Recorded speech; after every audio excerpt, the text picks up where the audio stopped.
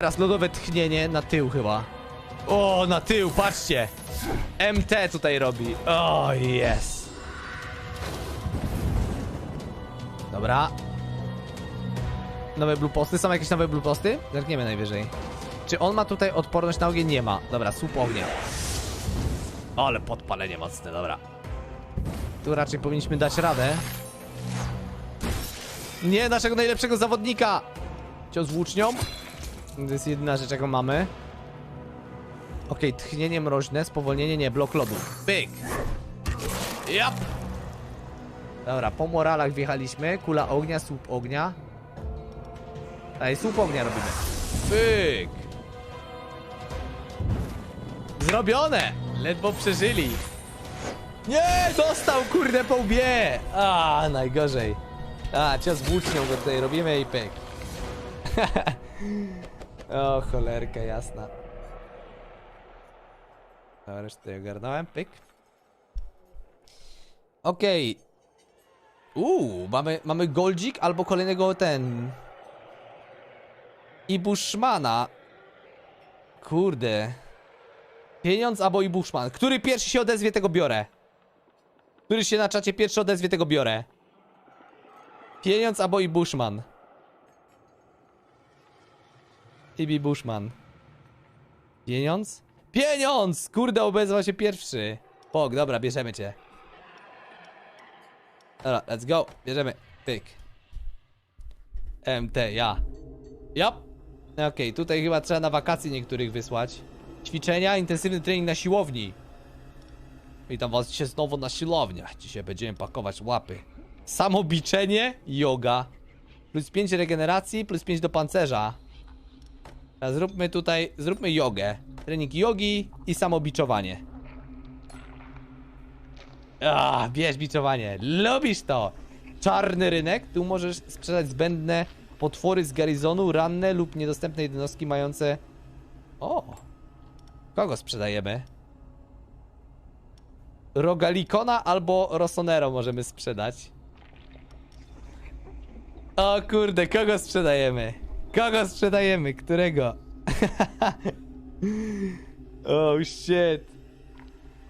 No właśnie nie wiem, no tutaj ten... Rogalikon widzę, że jest na czacie. Jestem tak biedny.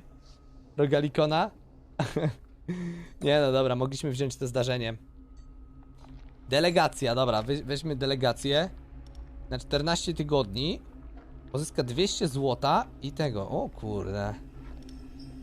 Dobra, Rogalikon tu się leczy i nam przyniesie co to? Motywację.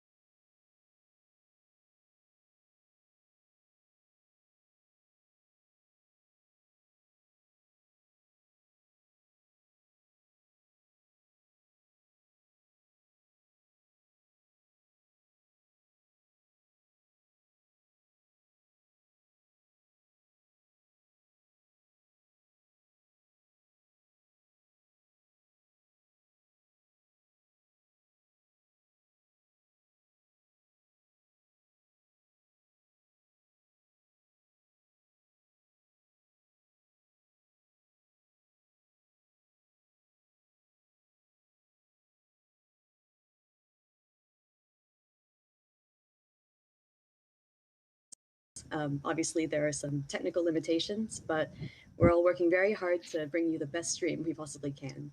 So, but we're all working very hard to bring you the best stream we possibly can.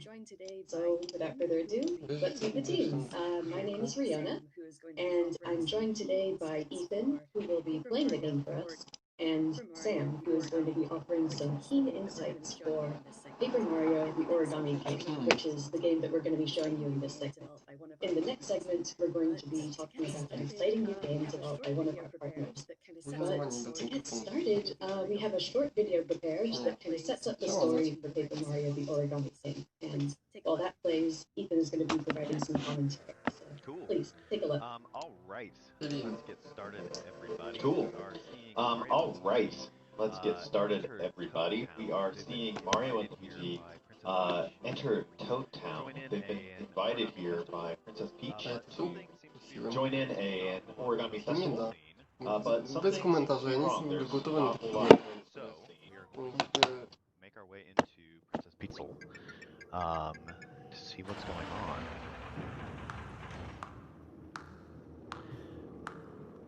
So Mario's meeting Princess Peach, familiar friend, but seems to be in a slightly folded fashion. Something seems to be off about her as well. Let's see how their conversation goes.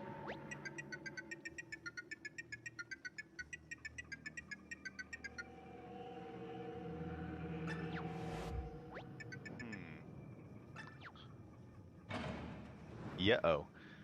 So right, Mario finds himself unceremoniously dumped into the castle dungeon, and he's got to make his way out.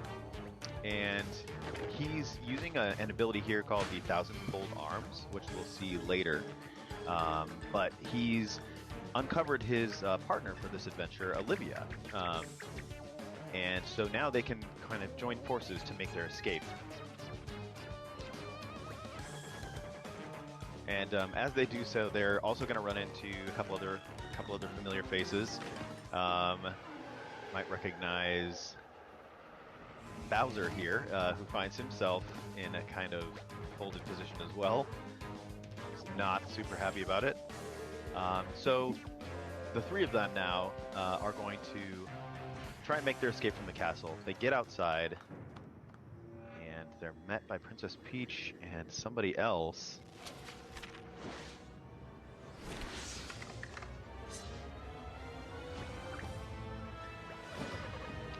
That's right. It is none other than King Ollie, the Origami King himself, who also happens to be Olivia's brother. And he's unveiling his plan to take over this paper-crafted kingdom by turning everything into origami. And he's starting by wrapping up Princess Peach's castle in these 5 gigantic paper streamers, ripping it from its foundations. That's not cool at all. So Olivia and Mario and Bowser are kind of left to try and make their escape. Things don't go exactly as they were planning, and the castle is dropped on top of a mountain far away, and that is where we're going to start our gameplay. Hold on, Mario, buddy, wake up. Okay, Mario was kind of sleeping on the job there. So here we go. All right. So, as you saw, King Ollie abducted Princess Peach's castle, but that's not all he's done. He's also folded up Bowser's minions from paper into origami. So you can see a little origami Goomba up there. Those are King Ollie's folded soldiers, and some of his other minions have gone through the world and torn these terrible holes in it. And you'll see, I think Ethan did a bit earlier, he's collecting little scraps of confetti so that he can fill in these holes and hopefully rebuild this world that was destroyed a little bit by King Ollie and his minions. Yeah, and as the camera pitched up there when So I'm Olivia just using was some talking... confetti here. Oh, sorry, Ethan. Go ahead. No, go ahead. Oh, I was just saying, as the camera pitched up, you could see that the red paper streamer in the background, and that's one of the streamers that wrapped up Princess Peach's castle in the video that we saw. And that's going to be our goal, is to try and get up and deal with that paper streamer. Oh, look at this lovely little butterfly. Growing little. something hiding in the wall. So that's another thing that King Ollie has done, is he's taken all of the toads from Toad Town and hidden them all about the world. So you'll notice that when you first came to Toad Town, it's completely empty, and now you find them, you refill them. But now we're in a battle, and I'm hoping that Sam can talk about this a little bit. Yeah, oh, I love the battle system in this game. Okay, so the battles happen in two different phases. You've got this ring-based puzzle portion, and then you've got your familiar Paper Mario timing-based attacks. And the way Ethan solved that puzzle is by moving all of the enemies into a position where he could attack all of them at once using this jump attack here, where he is getting excellence all down the line. Nice job, Ethan. Thank you. Yeah, and he's racked up since all he these did- bonuses too, which are giving him a ton of coins. Sorry, Riona, go ahead. That's exactly what I was about to say. No, great minds Yeah. think alike. And you'll see that using confetti can also help you discover little secrets, maybe reach items like this question block that you wouldn't otherwise be able to reach. And if you look up the road here, you'll see a little And you- Koopa Troopa just hanging out. Oh, I think Ethan, he has something to say about this little Koopa Troopa. I was just actually gonna say, so you folks can notice that, like, as I'm using confetti to fill in holes, you'll see I also will need to gather more, and so you get it from a bunch of different sources, and you've got a little confetti bag icon in the top left of your screen, and you'll see that refill and change colors, go back to green as you gather more confetti. So you're kind of using it and then needing to find more, and it's kind of a fun cycle to go back and forth on. Definitely. Yeah, it's a lot of fun. What I was going to say about the Koopa Troopas is that they are paper like Mario, so it's a kind of like paper versus origami sort of situation in this game. Oh, and another exciting battle. Sam, why don't you tell us what Ethan's going to do here? Yeah, so this one's a little bit different. So as you saw in the first battle, he lined all of the Goombas up in a straight line, and that's the way you get the enemies into an arrangement for your jump attack. But for a hammer attack, you want to arrange them in this kind of 2x2 formation, like the Shy Guys are right here. And when you solve the puzzle portion of the ring system of the battle, you get a 1.5 times damage boost. So it's really helpful for getting through these battles quickly and racking up those bonuses at the end. Nice work, Perfect. Ethan. Thanks, guys. It's good to know I've Making it got look so easy. good support and my buddies watching me here. I love that little Great. pose, that little flourish that Mario does when you get an excellent on the last enemy in the line. Yeah. Oh yeah. The He stick the mugs for the landing camera a pose. little bit. So we're gonna go down Alright, here so and heading- see what those Koopa Troopas were getting all flustered about, and here they are.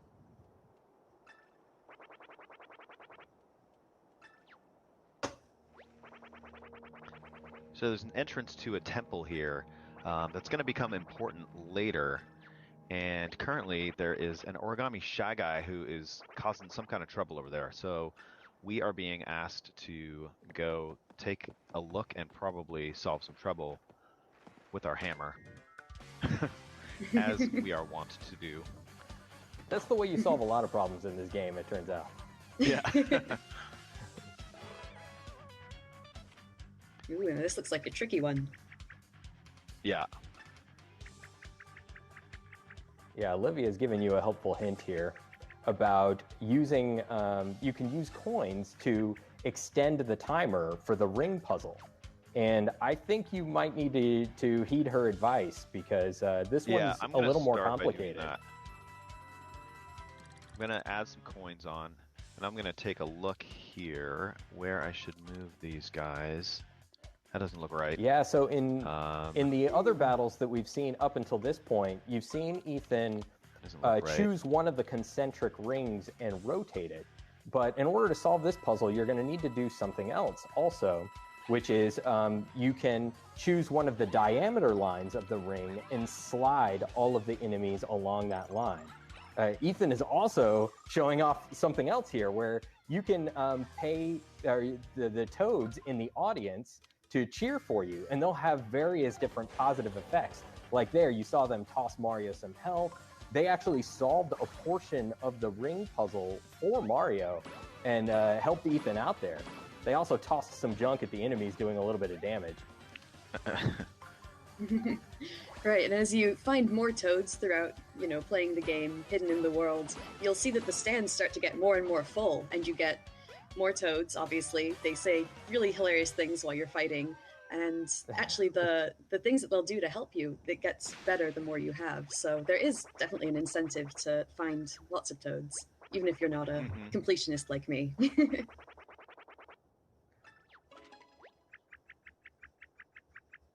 So we've done away with the shy guy here, and now we're getting a little more info about what's going on. We're gonna have to collect the rest of these shell stones if we want to get entrance into this temple. So that's gonna be kind of our next goal. While we're down here, though, I had spotted something kind of suspicious looking up on top of these stands, and I'm gonna check it out.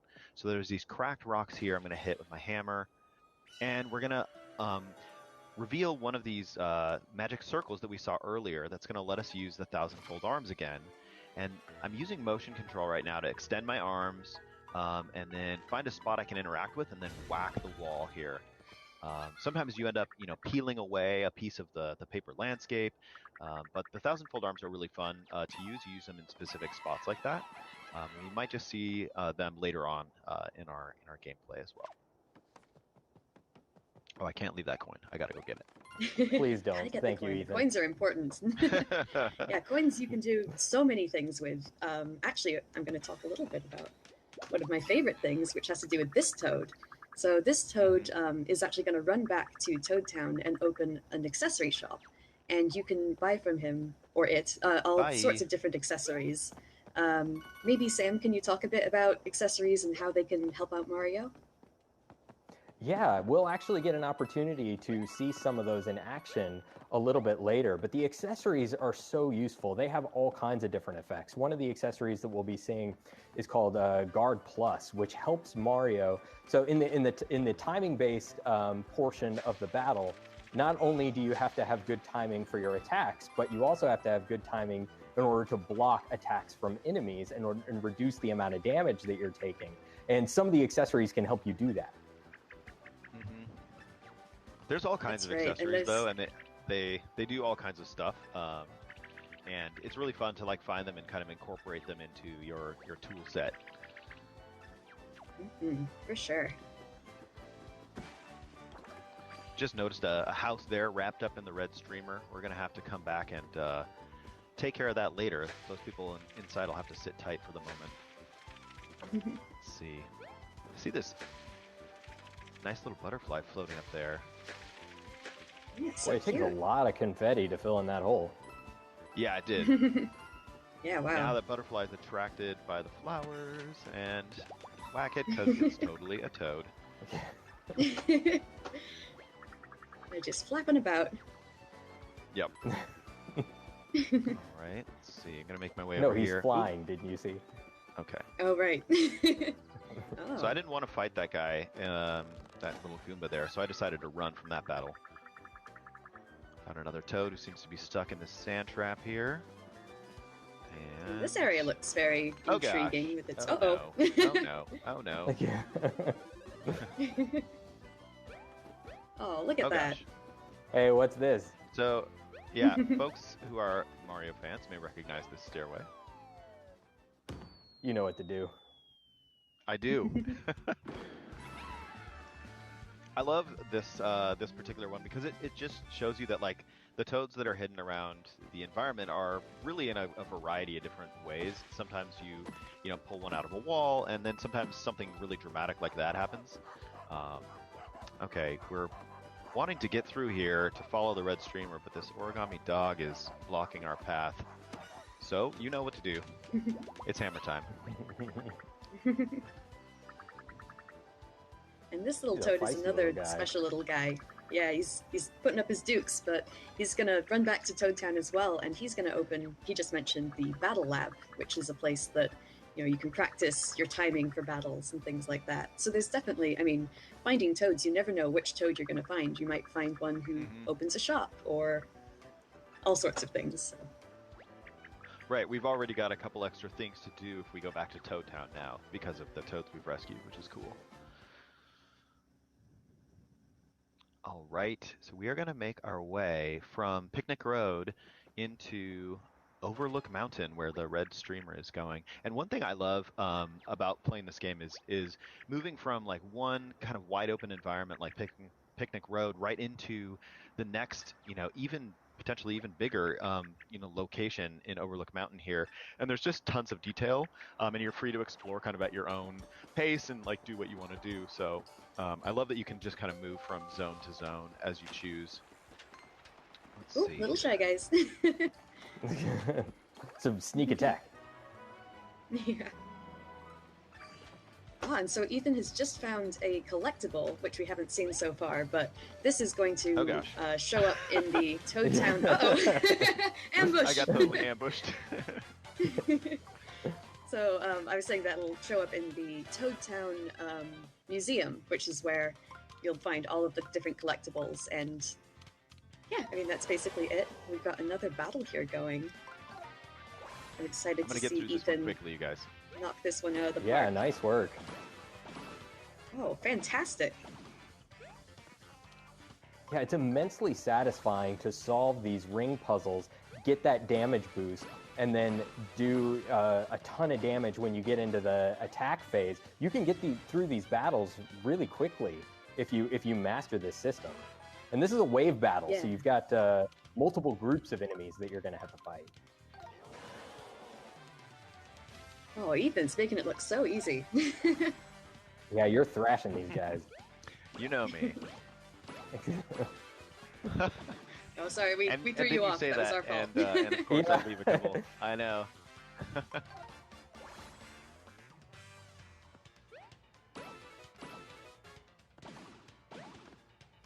One of the things I really happens, love is though, seeing the you know. little comments that the toads in the stands have, because some of them are just so hilarious that it's almost distracting, honestly.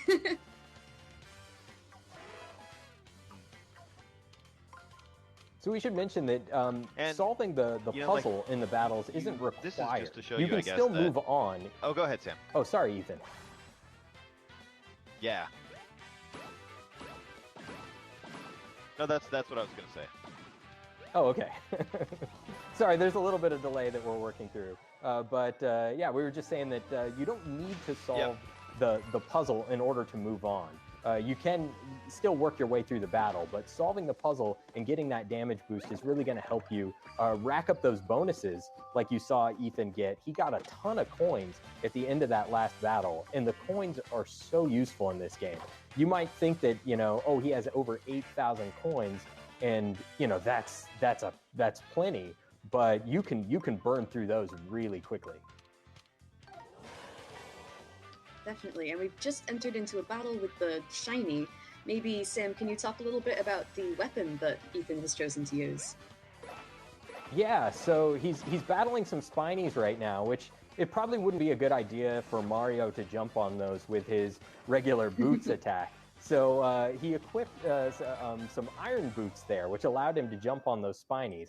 Now your boots and your hammer, you'll always be able to use those attacks. Those will never deplete. But certain special attacks, like the iron boots that he was using there, will deplete after a while.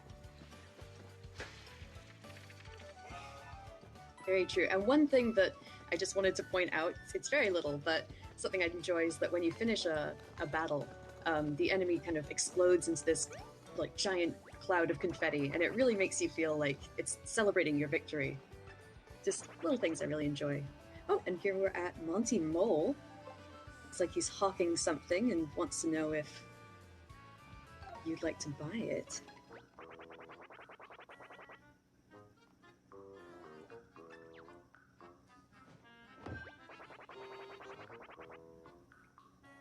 Aha, so this is one of the orbs that you will need to bring back to the Earth Found one of Elemental the Temple, shell which we stones here saw we were looking earlier. for. Oh, sorry, go ahead, Ethan.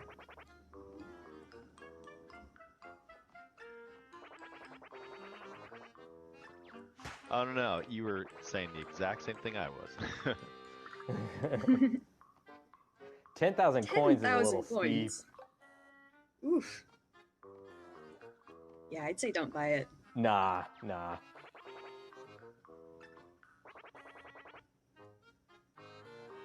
We can get him down to a cheaper price. Yeah, we can do better than that, Mr. Definitely. Mole.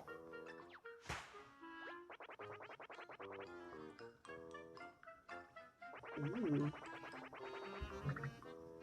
Well, that's not bad. 5,000. What do you guys say? It's getting better, think, but Ethan? I think we can push this guy further. Yeah, we could push it.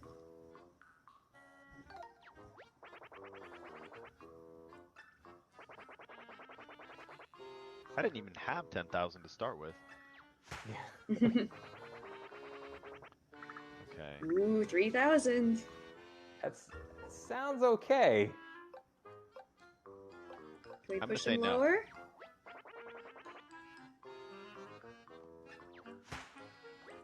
Boy, you're breaking this poor mole's heart. Even that paratrooper can't believe it. I'm gonna keep going. Or sorry, I'm the feeling it. Paragoomba. Ethan! Wow, 1,000. Nice Okay, bargaining, take Ethan. it. Hey, okay. What do you guys say? I know. I'd say take it. 1/10 of the price. Let's do this. Giddy up. Yeah, green shellstone get. Fantastic. Nice. This is just one example of the many So, really I think enjoyable, we're gonna fun take this opportunity NPCs. to Oh, sorry, Ethan. Please continue.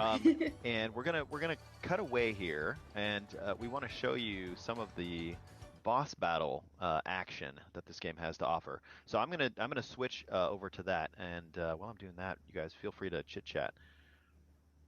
Yeah, so, Yeah, one of the things that Ethan touched on just a little bit when we first walked into Overlook Mountain is the environments are connected organically into this big world to explore, which is one of the new things about this game that I really love. In previous titles in the series, you had the environments were separated into kind of this Super Mario World style overworld map.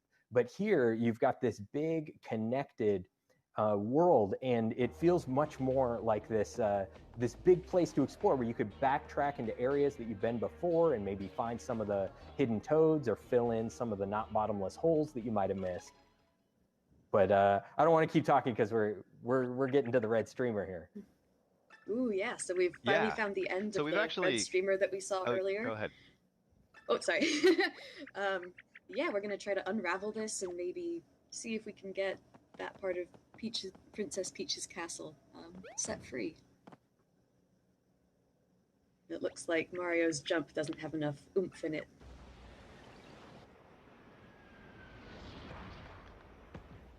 Nice A save, nice Olivia. save by Nice Olivia. save, Olivia. We all said the same Triple thing. jinx. In a round. Alright, so we're coming up to our very first boss battle. Maybe, Sam, can you talk to us a little bit about what's different about a boss battle? Yeah, certainly. We'll see a little bit more when we actually get into things. But in the battles with regular enemies that you were seeing before, Mario was in the center of the rings, and he was arranging the enemies into patterns. And you'll see when we get into the boss battle that the boss is in the center of the rings, and you're arranging the rings to guide Mario to the center so that he can attack the boss. And the bosses are puzzles in and of themselves, so it's going to take a little bit of figuring out to try and see what does damage to each of the bosses. Definitely.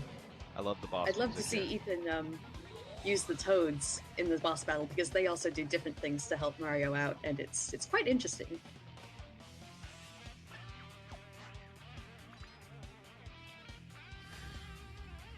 Yeah, so those are some of those accessories that we were talking about earlier.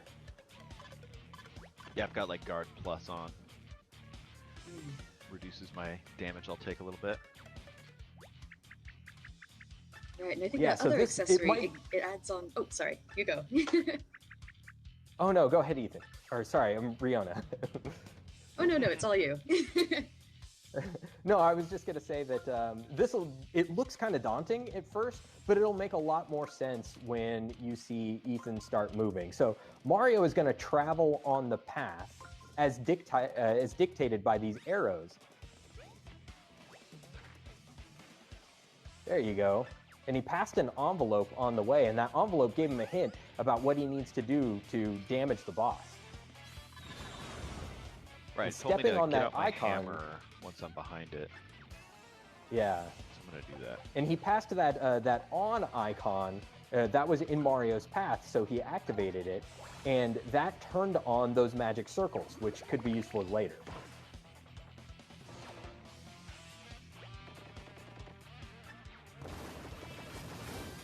Nice work. Very nice. Thank you.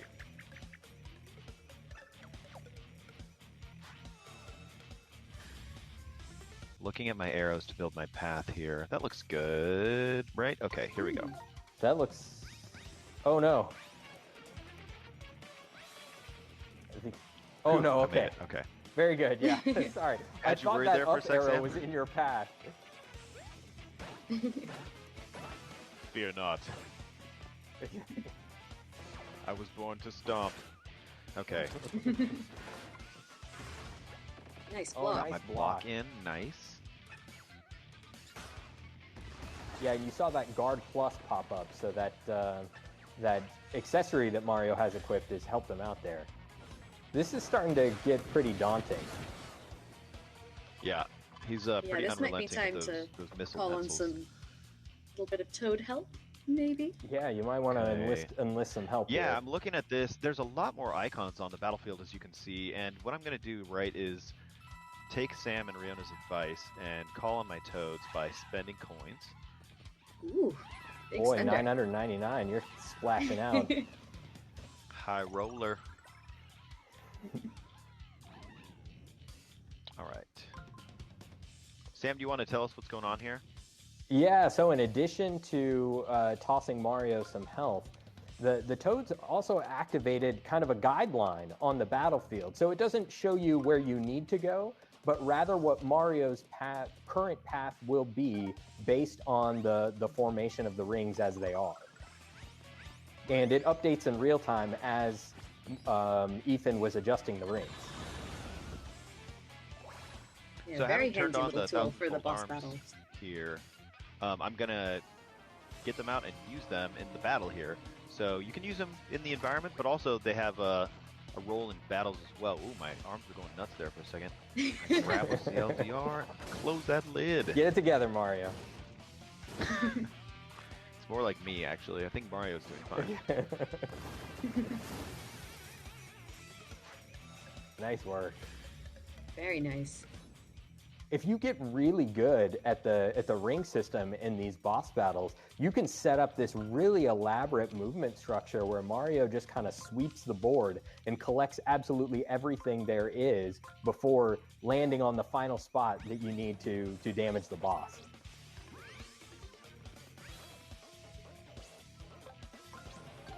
All right. Get one him, more- Ethan. Let's see. Getting one more good attack here. Nice. Ooh.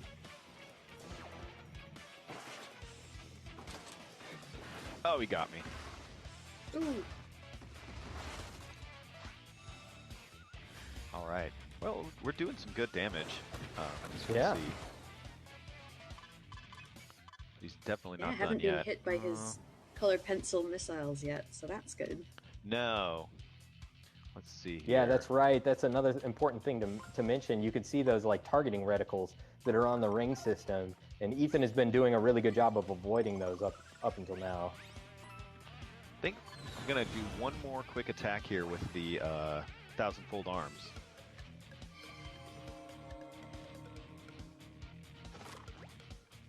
All right, here we go. Close that lid one more time.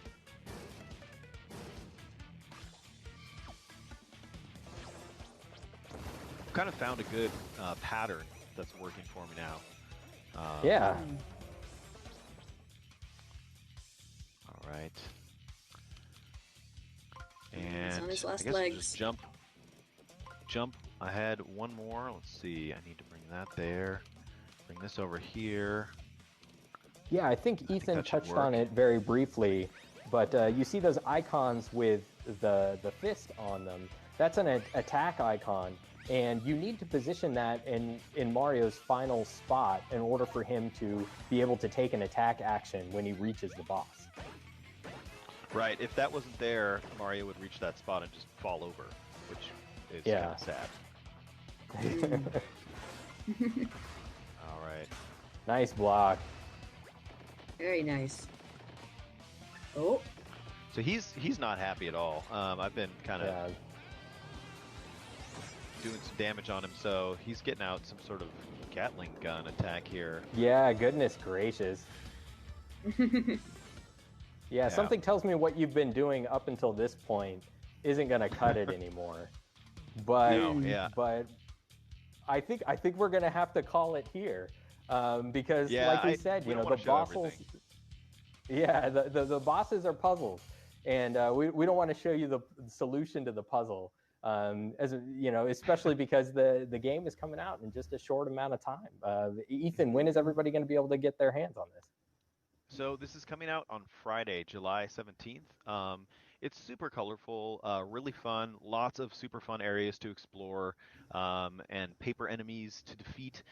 So please, I hope everybody will check it out. Yeah, awesome. So thank you so much, Riona, and thank you, Ethan. And as we head out, we're going to play the announcement trailer one more time for those of you who might have missed it.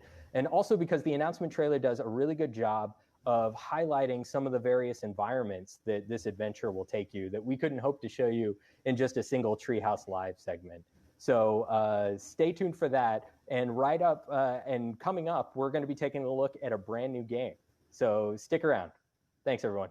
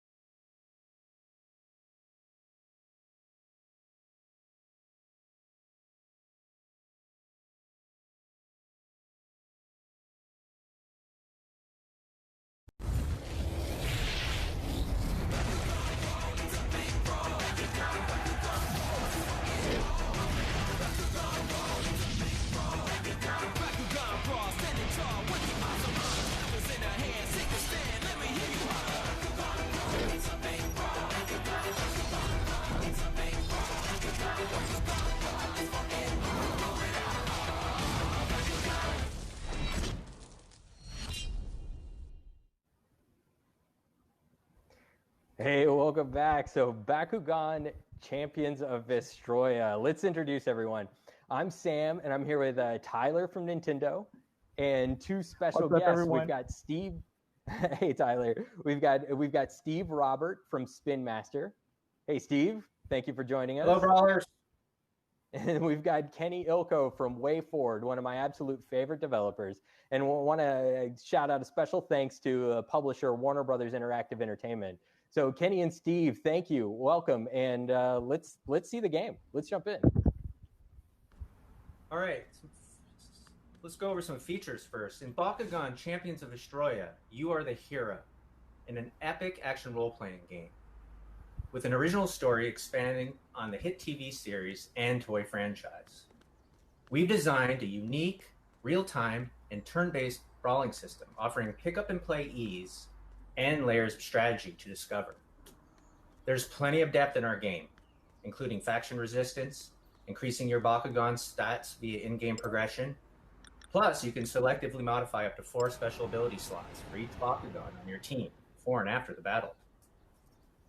In addition to brawling, which you'll be doing a lot of in our game, explore an RPG world across a variety of environments and engage in over 100 quests. In all, you'll collect over 80 Bakugan, plus 200 special ability types and upgrades to help you and your Bakugan become champions. Did I mention 80 Bakugan? Actually, it's 81, because we've listened to our fans and we're bringing back Leonidas. Lastly, we're proud to announce in Bakugan Champions of Vestroia, you can play against brawlers around the world and online head-to-head multiplayer. All right, Kenny, let's get our brawl on. All right, we'll pick up the first fight down here. So I'm basically jumping in a mid-story quest here. I was sent by a local kid to go and do some practicing before some tournaments coming.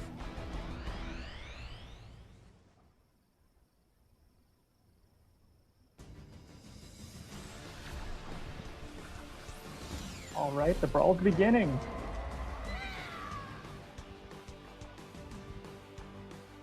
Yeah, immediately you get a sense for Right. just how huge they are. Yeah, the scale of the Bakugan are the intent was to make sure we kept the epic feel. You know, Bakugan are anywhere from like 2, 3, 4 stories tall, so we wanted to ensure that that came through in combat as much as possible.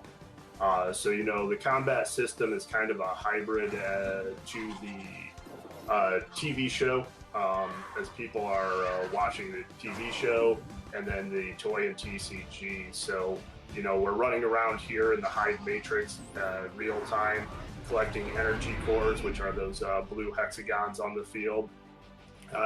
Those energy cores give you the equivalent of mana in like a fantasy RPG game.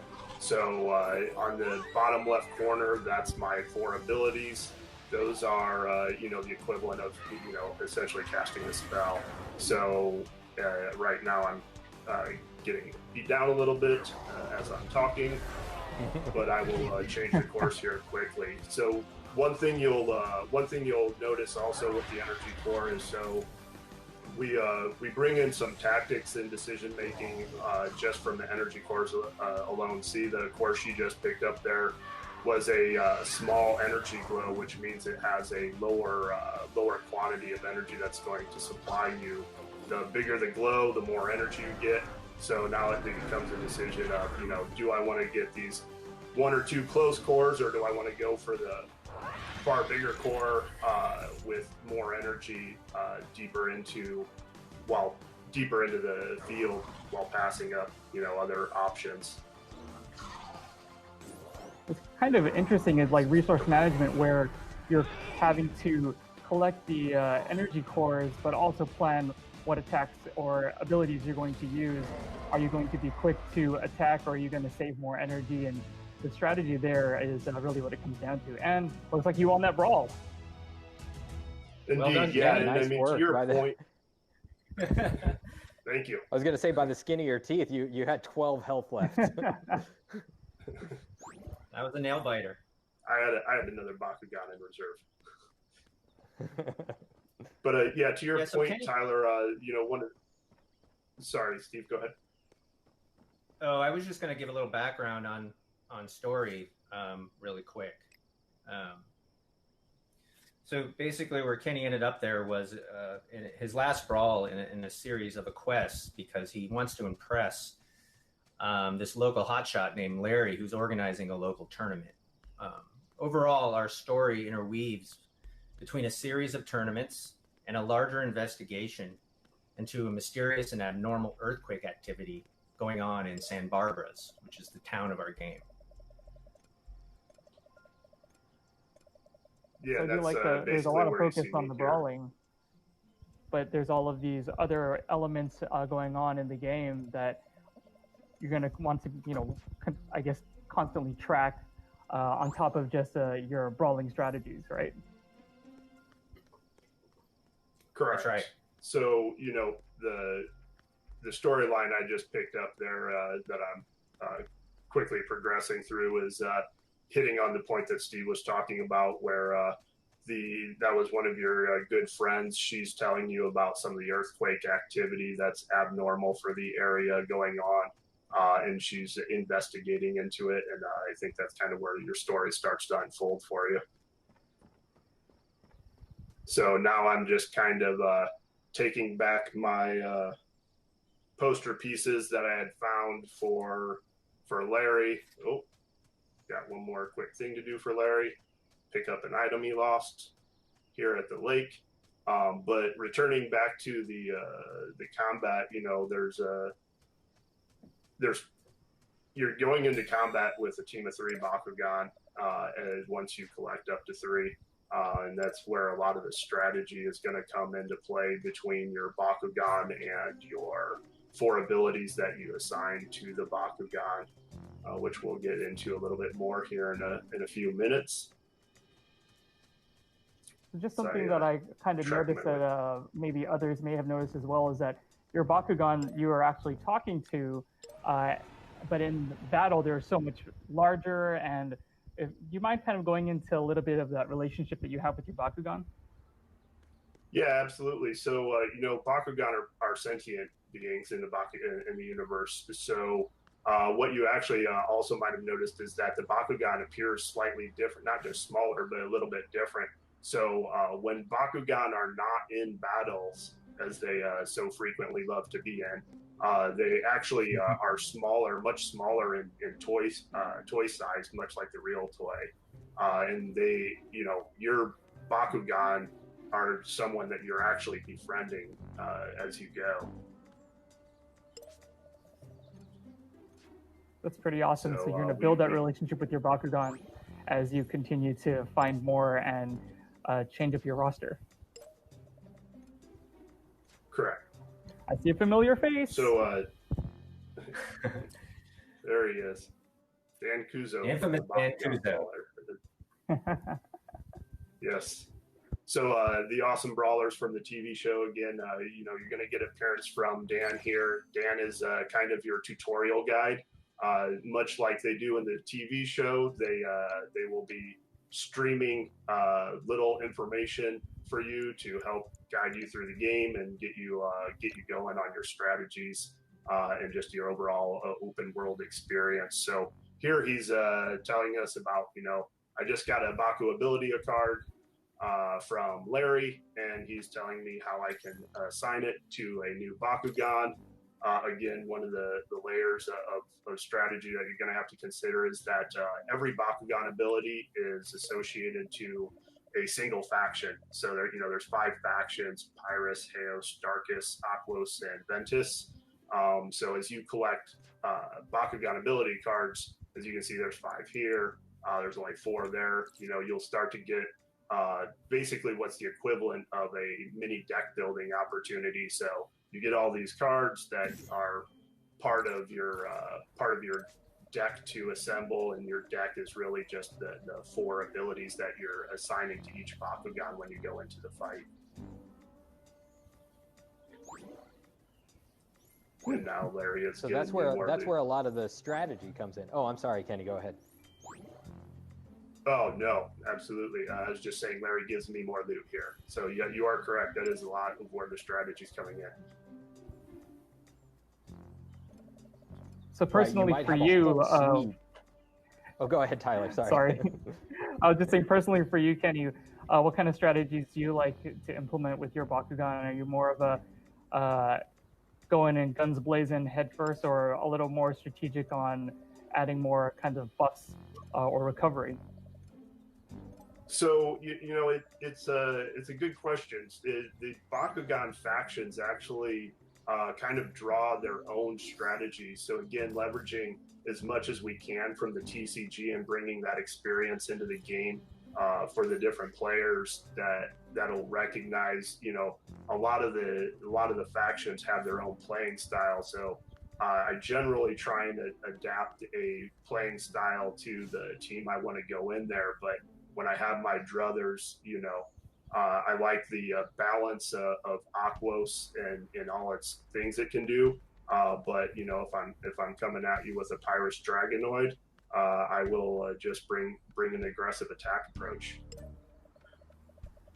Hey Kenny, what does she have for you there? She's telling us about something she saw at the fountain over here. Oh, There's a little sparkle. check that out.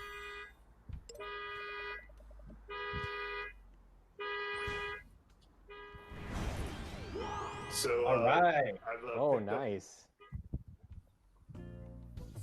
This be your third picked up an Bakugan? Aquos Syndius. Indeed. So a lot So of now what you'll find in oh, sorry, go ahead, Sam. Oh, I was just gonna say, now you're rocking a full team. Yeah. Yes, I am. That is my third Bakugan. So early on, you know, you'll start off finding one Bakugan. We jumped about 30 minutes into play here. But early on, you'll find your initial Bakugan, and then quickly pick up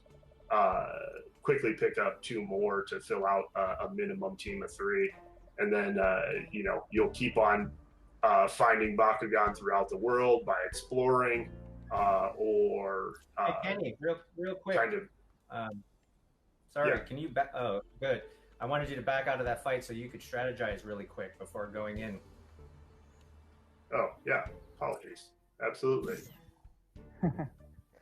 Yeah, so you could see as he was engaging in conversation, they were about to start a brawl, but you got a sneak peek at your opponent's lineup, and that gave you an opportunity to, as he was saying, drop out and then maybe rework your own team to counter what your opponent's going to be bringing into the brawl. Yeah, exactly. And swap that so, heal. Tyler, to your question, I just got rid of that heal for some more combat attack. Give I more hope that doesn't firepower come back to to your bite Pyrus you. Dragonoid. I also hope it does not come back to bite me. I'm going to do it with my Aqua Syndius. We'll see as well. shortly. I do like how you're able to switch out those abilities, and I think that adds a lot of depth to the battles, not only in game, but if I'm not mistaken, you'll be taking that online as well, correct?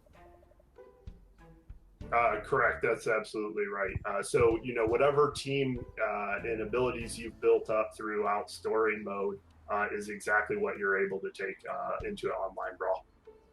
So there's the 2 darkest that he's bringing into the brawl with him. Time to drum up. Let's do this. Yeah, good luck. Yeah, and one of Hope the that other firepower things, comes in handy. we'll see what we can do. And one of the other things that you know, you may or may not have noticed when I was modifying my abilities on the Bakugan screen, every Bakugan has resistances to factions. So, you know, I wouldn't call it a paper, rock, scissors system by any means, but each faction has essentially two other factions that it defends well against, while it's weak against another faction. So just another layer of things to think about and ponder when you're going into battle. One of the reasons why, you know, you get that preview of who you're getting ready to go against and have the ability to make some alternate decisions.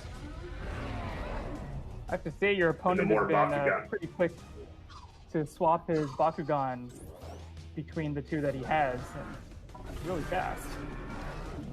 Right. Yeah, he appears to have not liked his matchup to my Dragonoid originally. So in combat, you know, aside from your 4 abilities that you're working with, we actually have other things. You know, we're early gameplay, so as you evolve the Bakugan and they get bigger and stronger, there's other things other mechanics that, you know, we aren't going to be able to see here, but like Bakugear are passive abilities that you kind of charge up as you play. Those are special cores that, you know, again, making a tactics level decision during the real-time combat. And then another big one is team attacks, you know, pulling more inspiration from the TCG and toy line. If I can successfully charge up all 3 of my Bakugan here, which I am on my way to do, I will be able to pull off a team attack. So it's a lot about risk and reward, you know, as I'm charging up, taking the time to charge up these guys. Obviously, as you can see, I'm taking a bit of a beating here. However, you know, I'm hoping that the payoff from my one large team attack is going to equal the punishment I'm taking and more. We hope you can pull that off. You got to get those Baku cores. Yeah, you are competing with the other character. Oh, sorry, go ahead. Yeah. No, I'm just commenting on the battle. Fine. Oh yeah, I was just saying that you're competing with the other character to collect those Baku cores as quickly as you can. That's right. Yeah, exactly. So the cores on the field are not obviously in abundance. So again, you know, another layer of tactics that you'll be introduced to later on in the game is that there's actually brawler abilities as well. So there's kind of boost gear, if you will, that allow you to do things like run faster, or a force field that knocks your opponent down if you get within a close range of them. So you know, balancing the strategy elements of what Bakugan and what factions you're bringing in to into the battle, along with what you're doing at the real-time combat level here. I think we're getting close. There's my team attack. There you go. Team attack! Yo, one hit. That was worth it. So Nice. far, so good. But his work is not done. Still has one more to go. And only 92 left on this guy. Oh, yeah.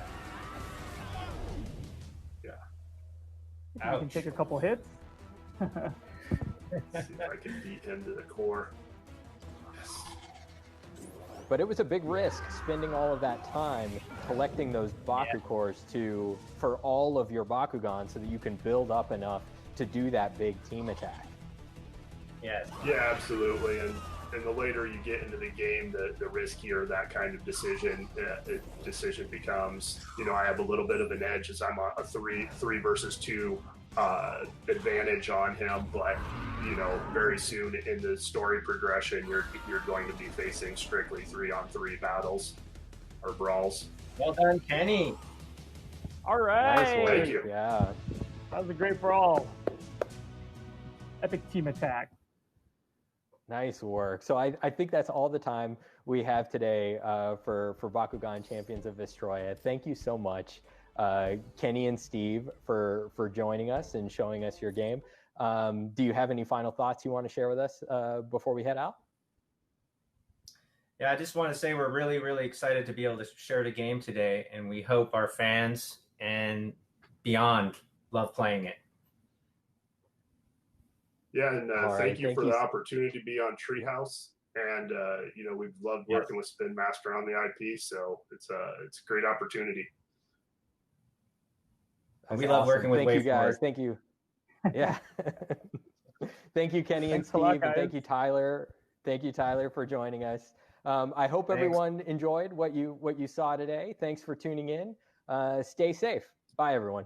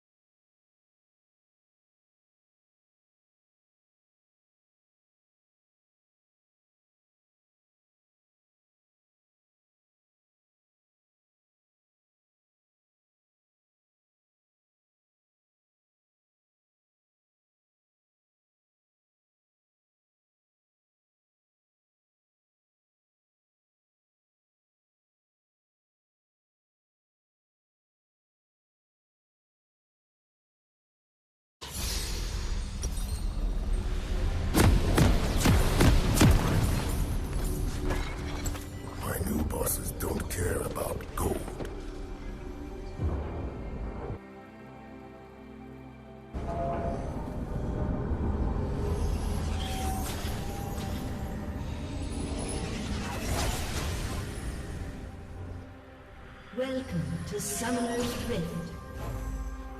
I got friends everywhere, especially in the depths. 30 seconds until minions spawn.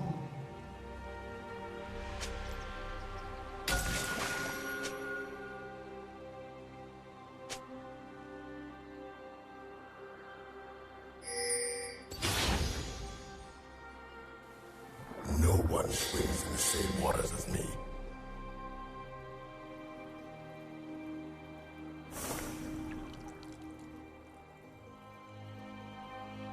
Minions have spawned.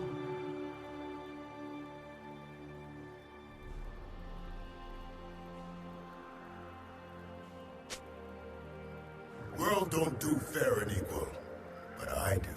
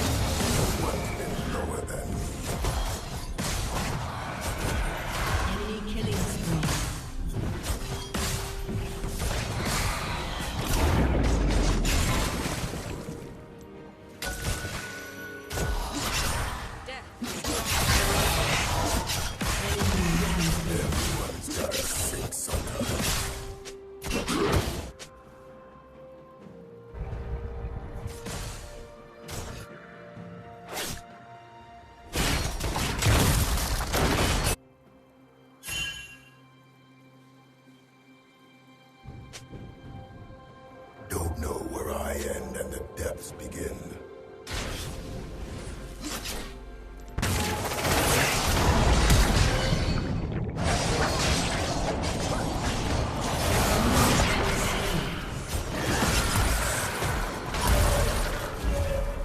Don't get yourself. I see what lurks below. Lots of eyes.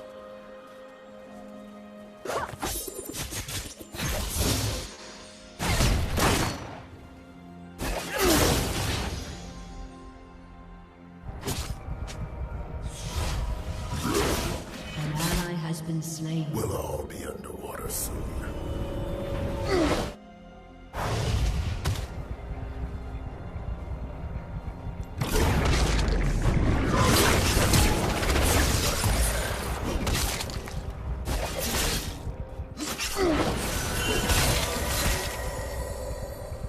Went too deep. Unstoppable.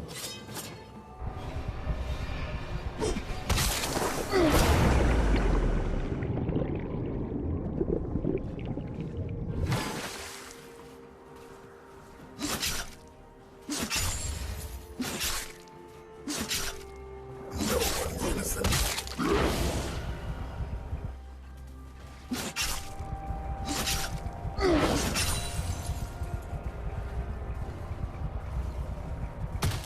Killing spree.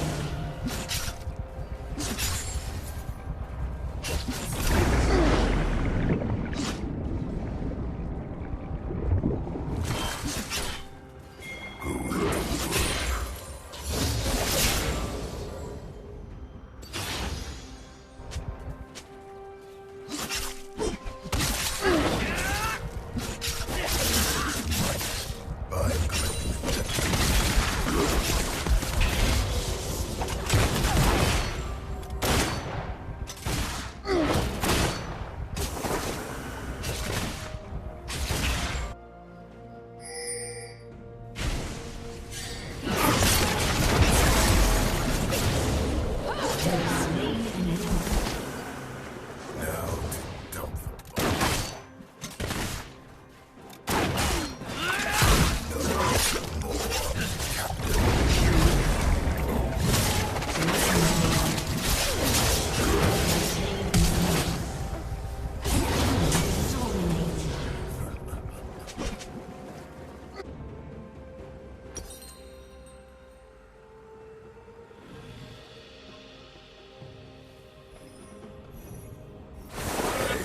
finished yet.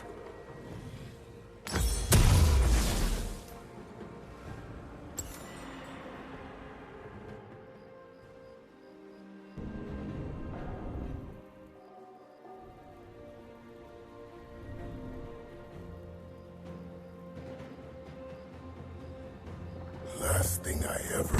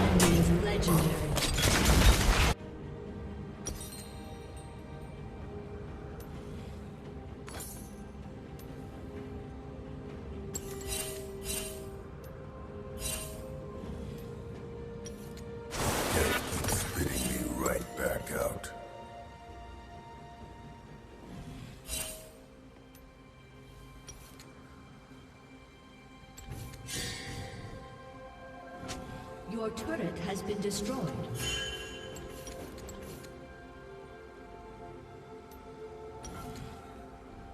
What's worth more? A pound of flesh or a gallon of blood? I floated all the way An to ally has been slain. Enemy double kill. An ally has been slain.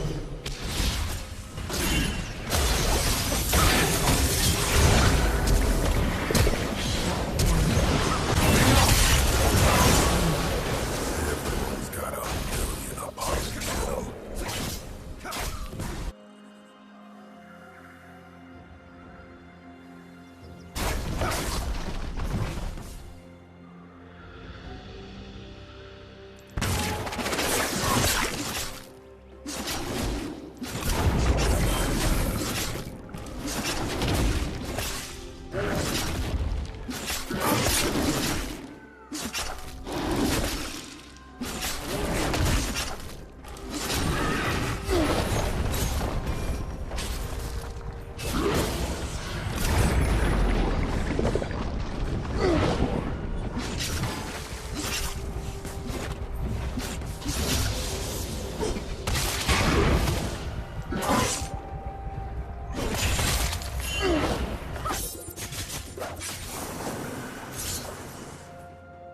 Hard-handed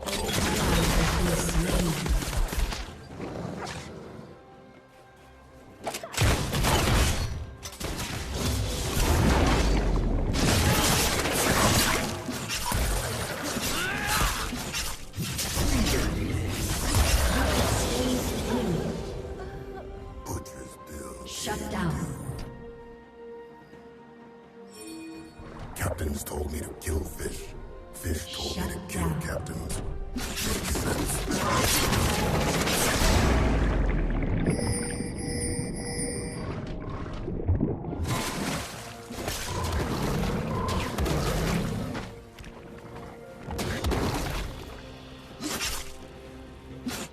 I take my fair share. Enemy killing spree.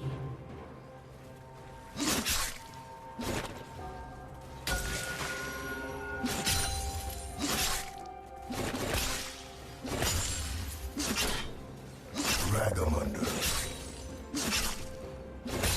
Turret plating will fall soon.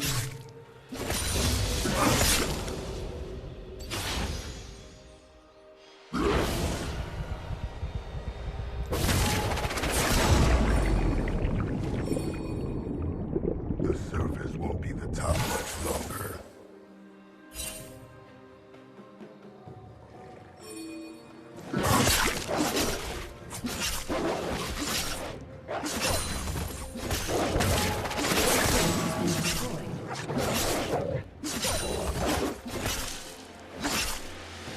Enemy rampage.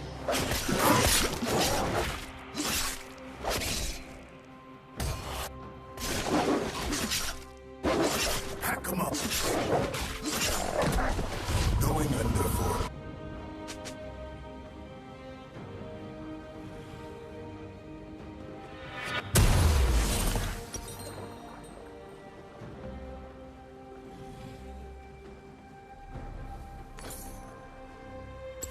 nasty people meet me.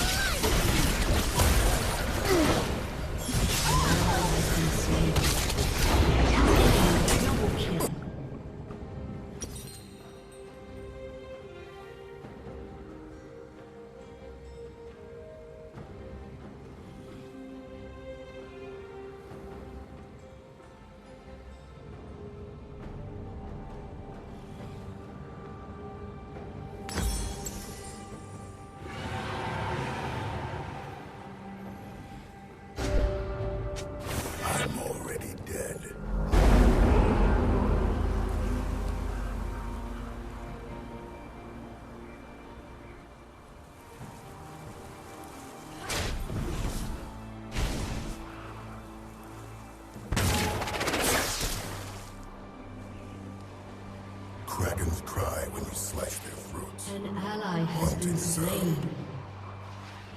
Shut down.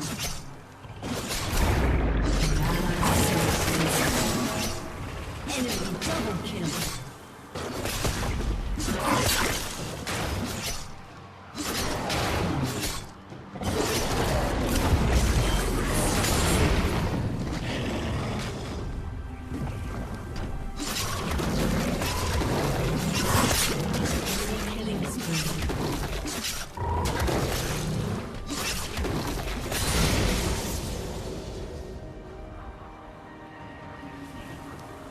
The bottom of the ocean ain't no part of this world.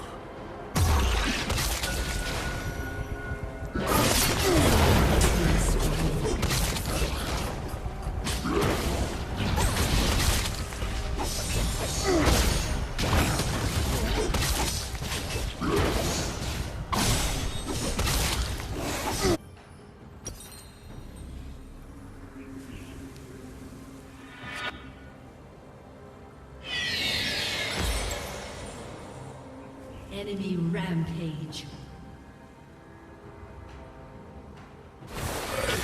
Finished yet.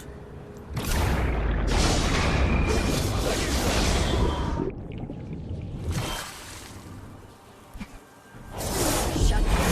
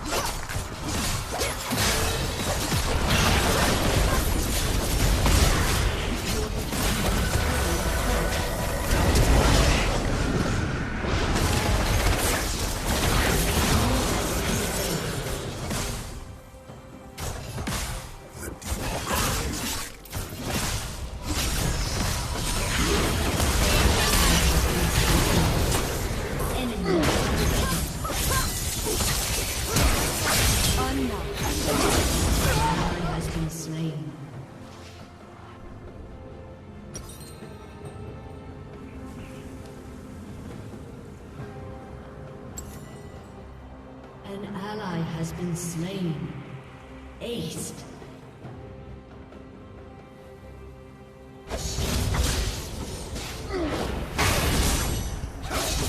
Death keeps spitting me right back.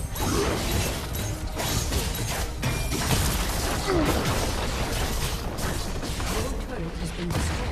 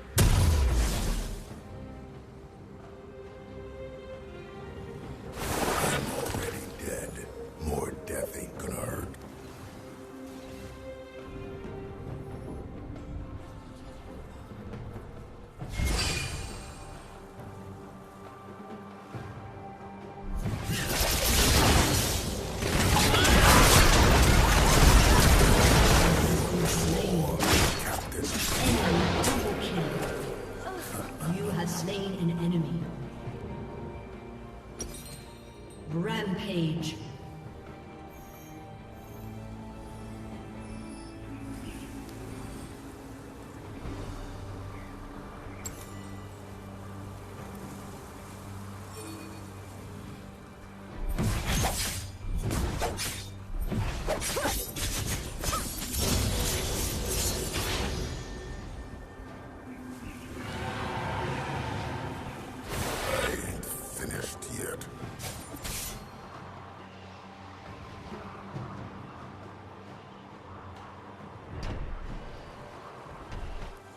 An ally has been slain.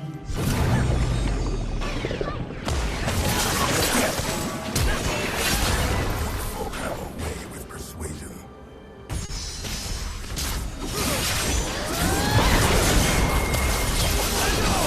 Double kill. An ally has been slain.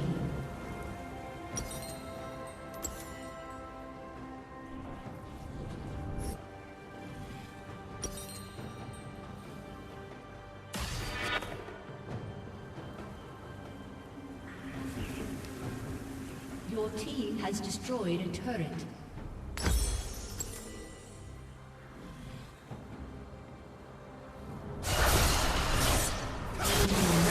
Spitting me right back. Has been destroyed.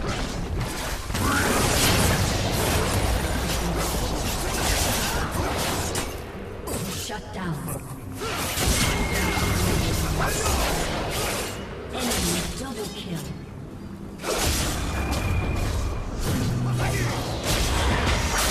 Your turret has been destroyed. It's godlike. Your inhibitor has been destroyed. Has been destroyed.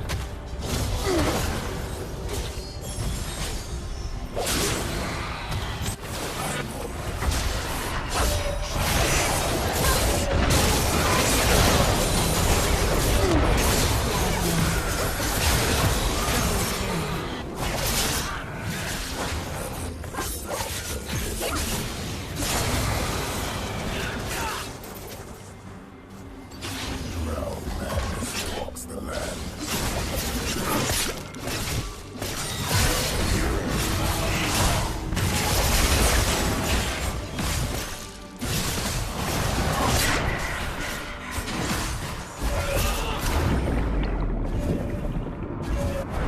It never gets shorter.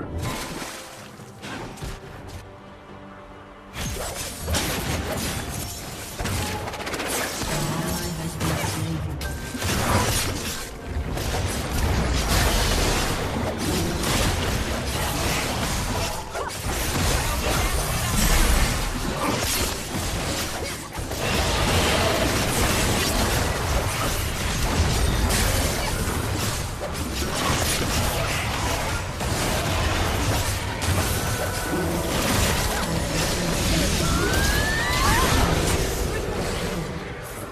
Aced.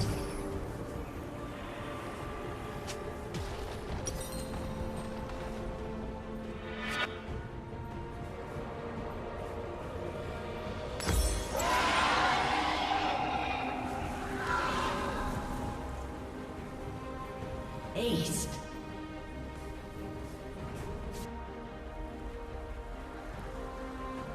Your turret has been destroyed.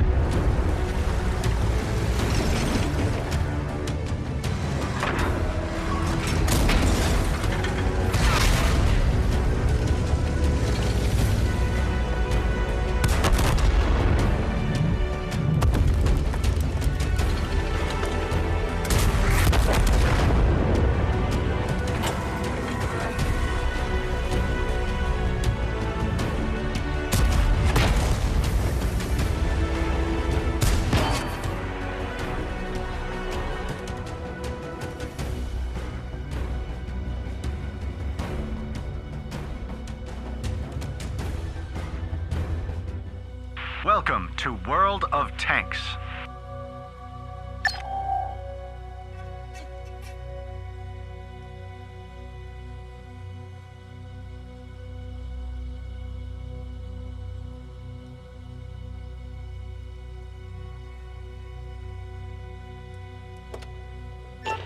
Follow the tips to complete the mission.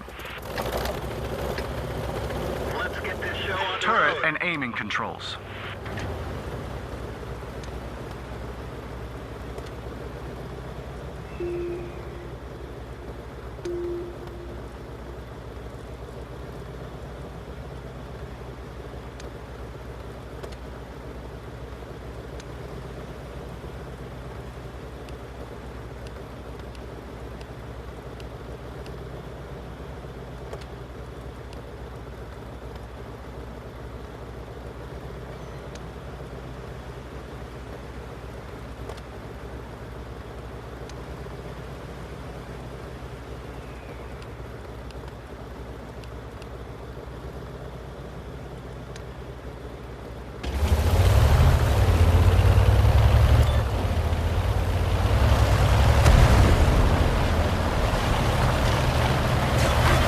Vehicle controls.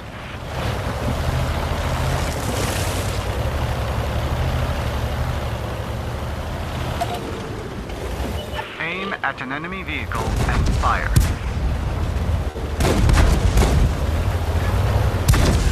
Critical hit. Critical hit. Penetration. Got him. Enemy is hit. They're knocked out.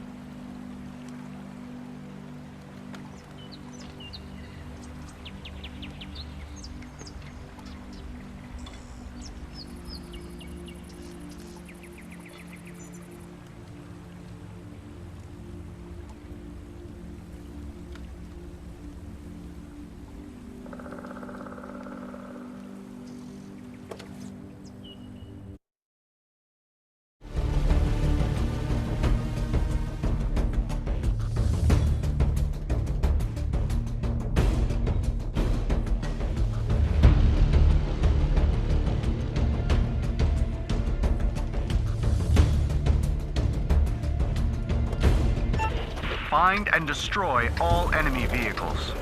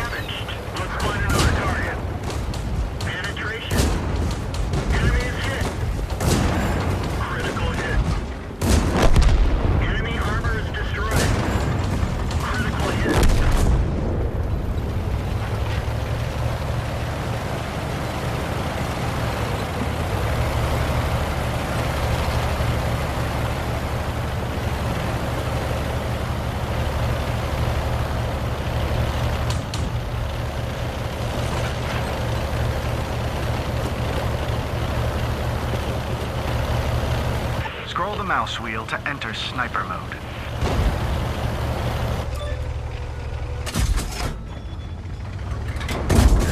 Enemy armor is damaged. A green marker shows you are aiming at a weak spot of the vehicle. Enemy vehicle Scroll the mouse wheel to enter sniper mode. A green marker shows you are aiming at a weak spot of the vehicle. We didn't penetrate their armor. That one didn't go through. We didn't penetrate their armor. Scroll the mouse wheel to enter sniper mode.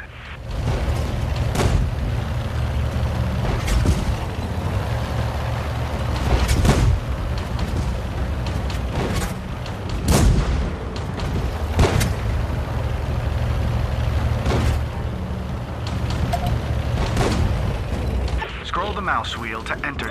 A green marker shows you are aiming at a weak spot of the vehicle. We didn't penetrate their armor. That one didn't go through.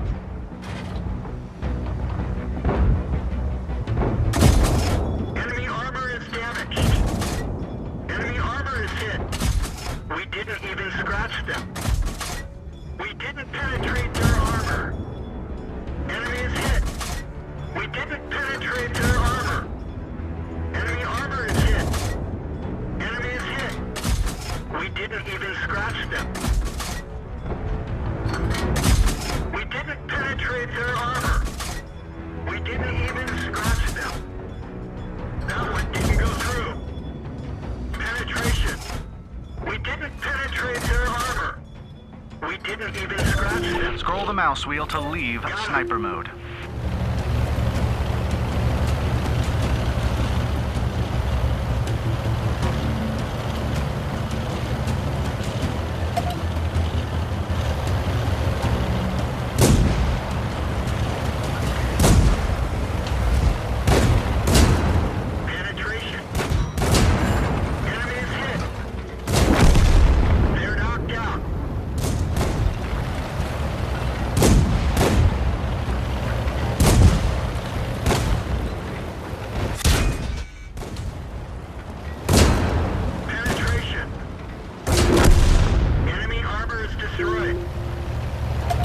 Flank and destroy the enemy vehicle.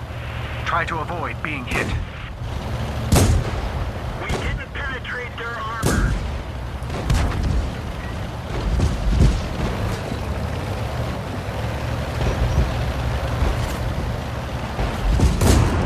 Enemy is hit. We didn't penetrate their armor. That one didn't go through. We didn't even scratch them. Penetration.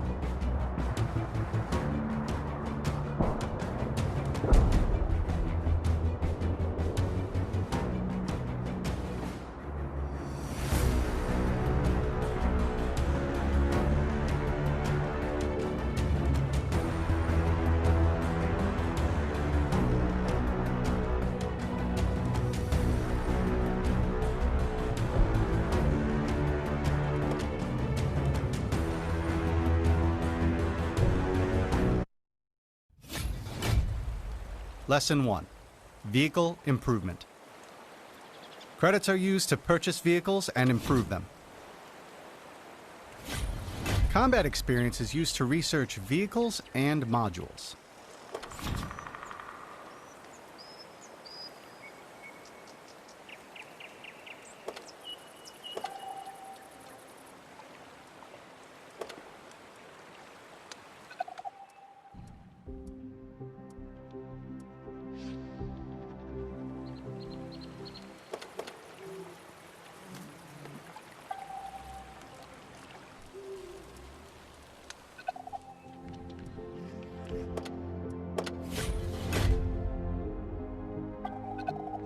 The module has been successfully researched. Now you can purchase and mount it.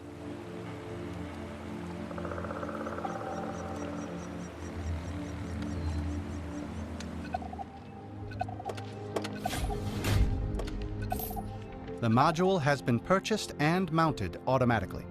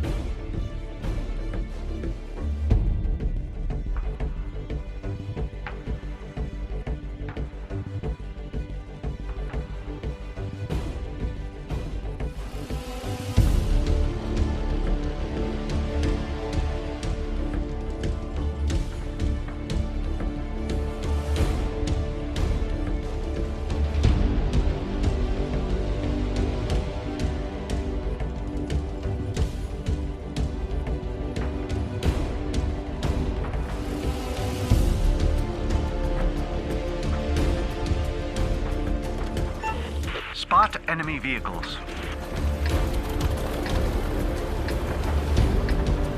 Move out.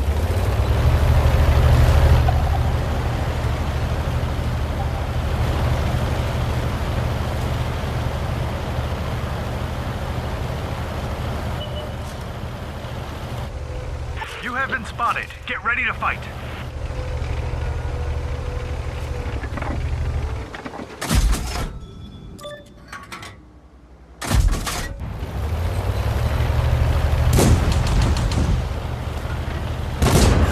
Enemy armor is hit.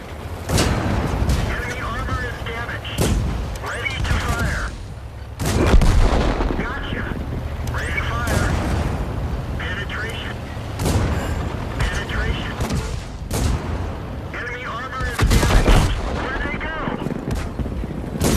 That one bounced. Enemy is hit. We didn't penetrate their armor. We didn't even scratch them. We didn't penetrate their armor. That one bounced. That one bounced. We didn't even scratch them. That one didn't go through. Enemy armor is hit. Target acquired. We didn't even scratch them. Penetration. Enemy armor is damaged. Enemy is hit. Enemy armor is hit. Got him.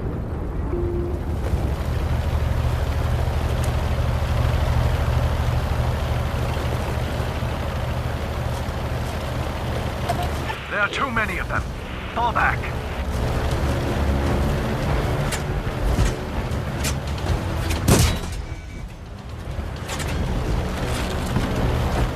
Permission to engage.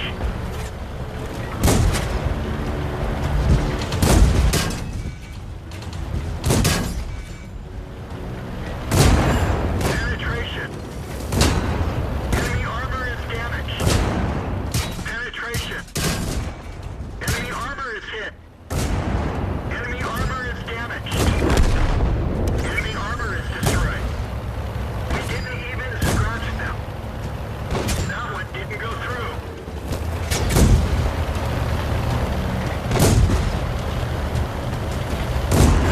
Critical hit. We didn't penetrate their armor. Enemy armor is hit. We didn't penetrate their armor. We didn't even scratch them. We didn't penetrate their armor. We didn't penetrate their armor. We didn't penetrate their armor. We didn't penetrate their armor. That one didn't go through. Bail out. This vehicle Defeat. is panicked.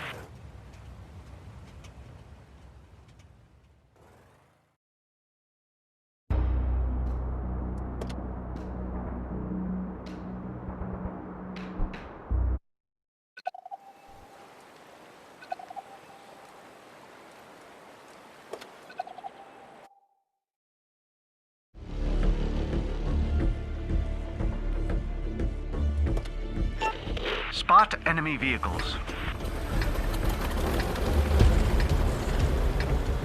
Let's get this show on the road.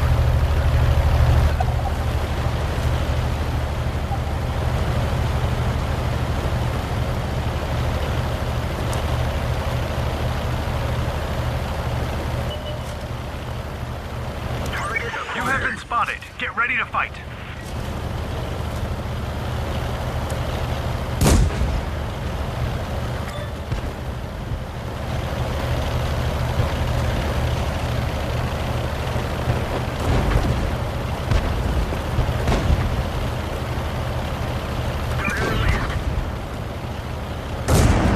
Penetration. Enemy armor is hit. Enemy is hit.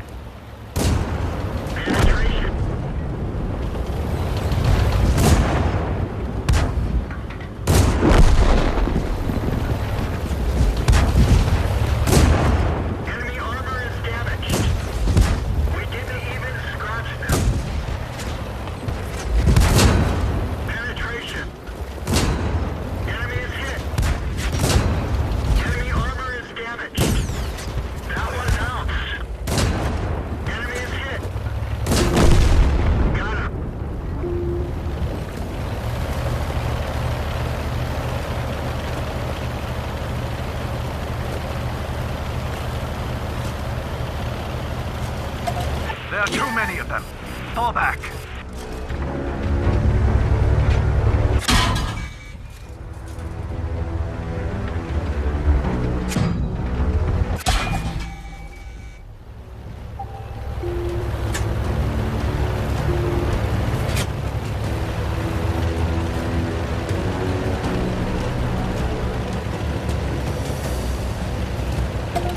Flank the enemy.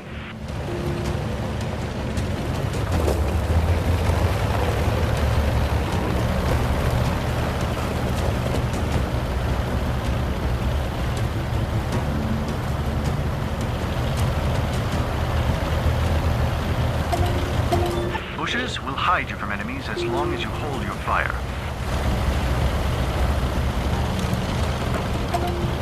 Hold your fire, or the enemy will spot you.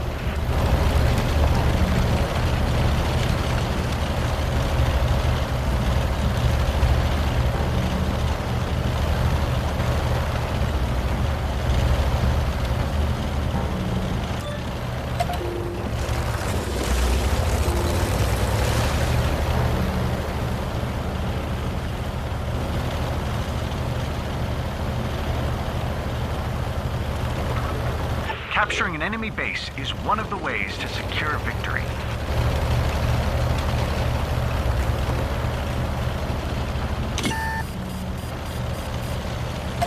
Base capture in progress.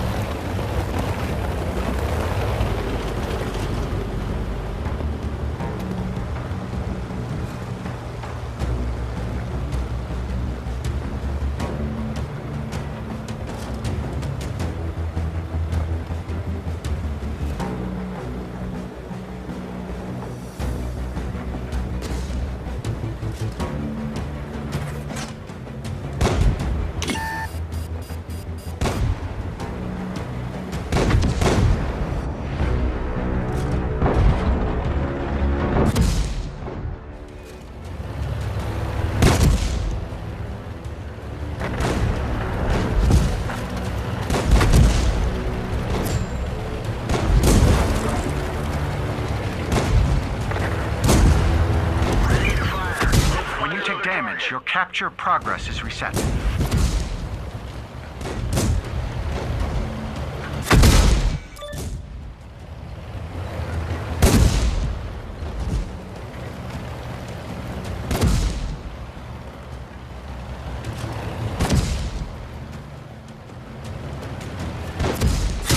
When you take damage, your capture progress is reset.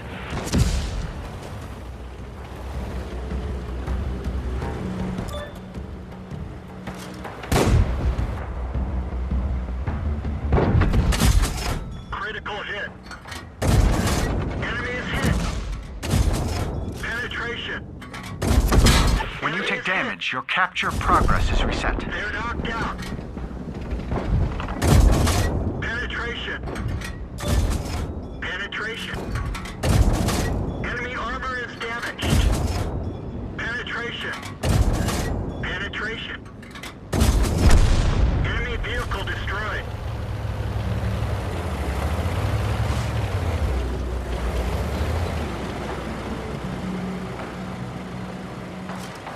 Two vehicles capture the base faster.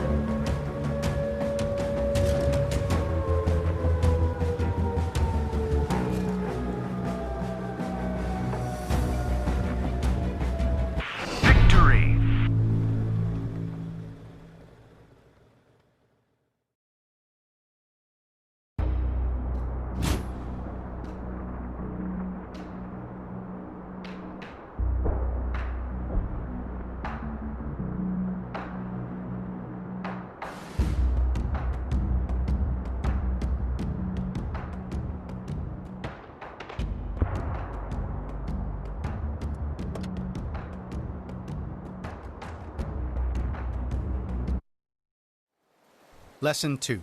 Receiving a new vehicle.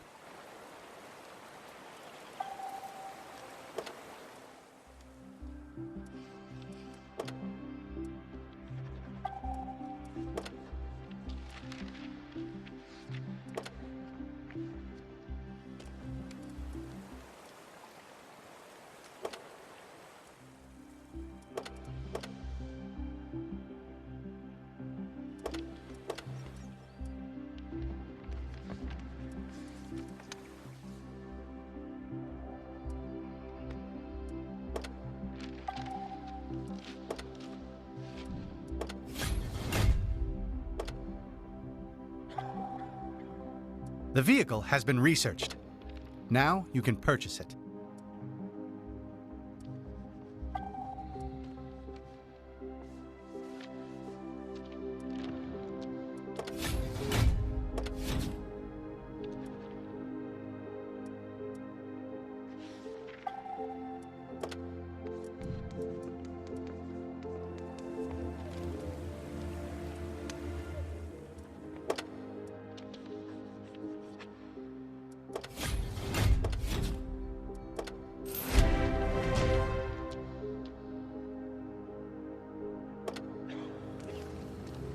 Lesson 3.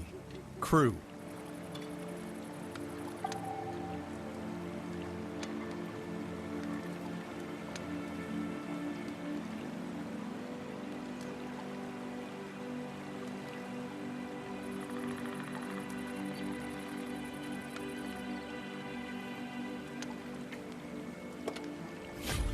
Crew skills and perks increase your vehicle characteristics.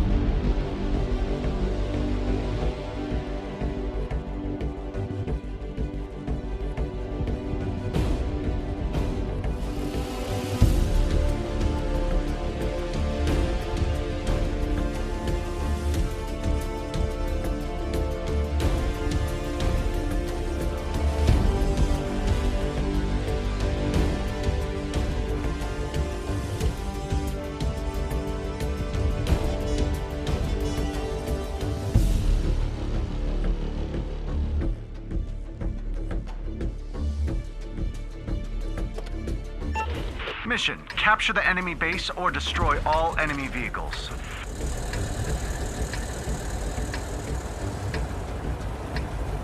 Let's get this show on the road.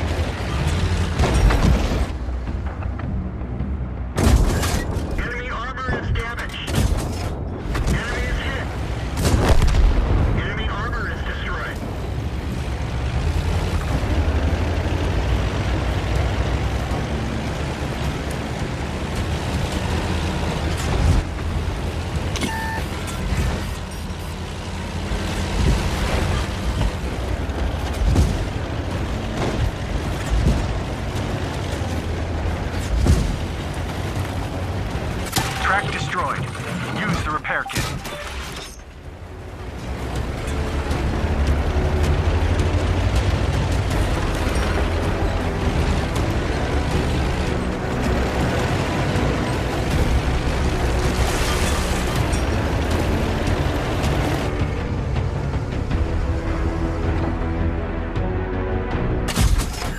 Critical hit. We didn't penetrate their armor. We didn't even scratch them. Critical hit. Enemy armor is hit. Enemy armor is damaged. Enemy armor is hit.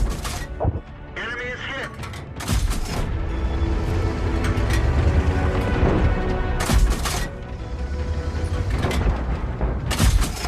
Critical hit.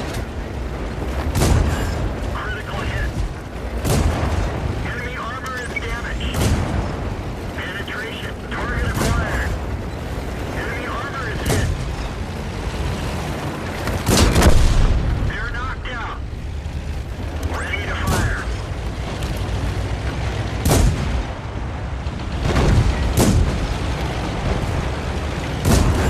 Penetration. Enemy armor is hit. Target lost.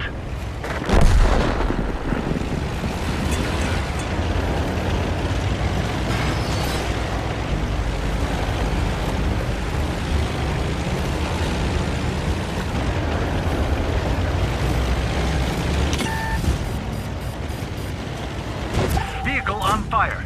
Use the fire extinguisher. The fire is out.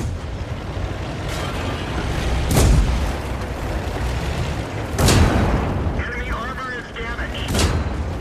Enemy is hit. Penetration. Penetration. They're knocked out.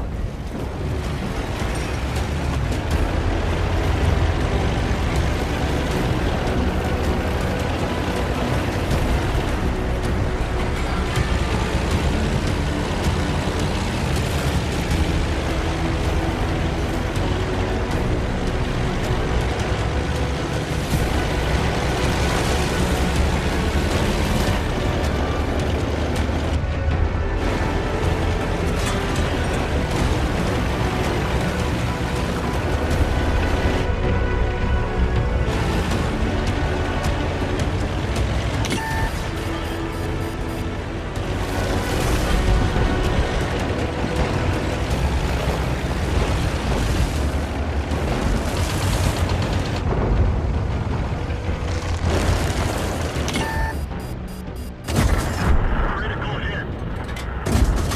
Enemy is hit. Gunner Enemy armor injured. is hit. Accuracy reduced. Use the first aid kit.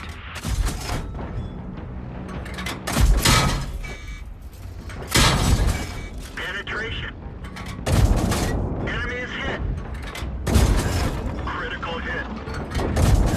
Penetration. Gotcha. Critical hit.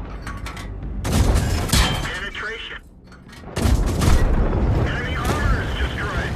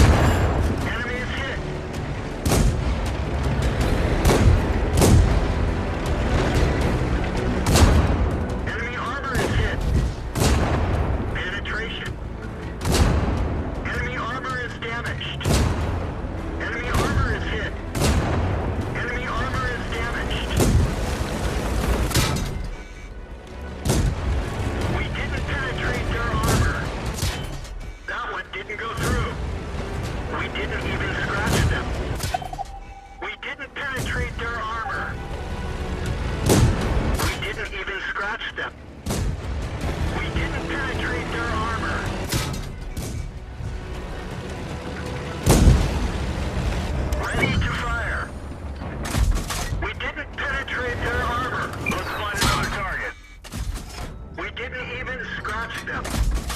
We didn't penetrate their armor. We didn't even scratch them. We didn't even scratch them. We didn't even scratch them.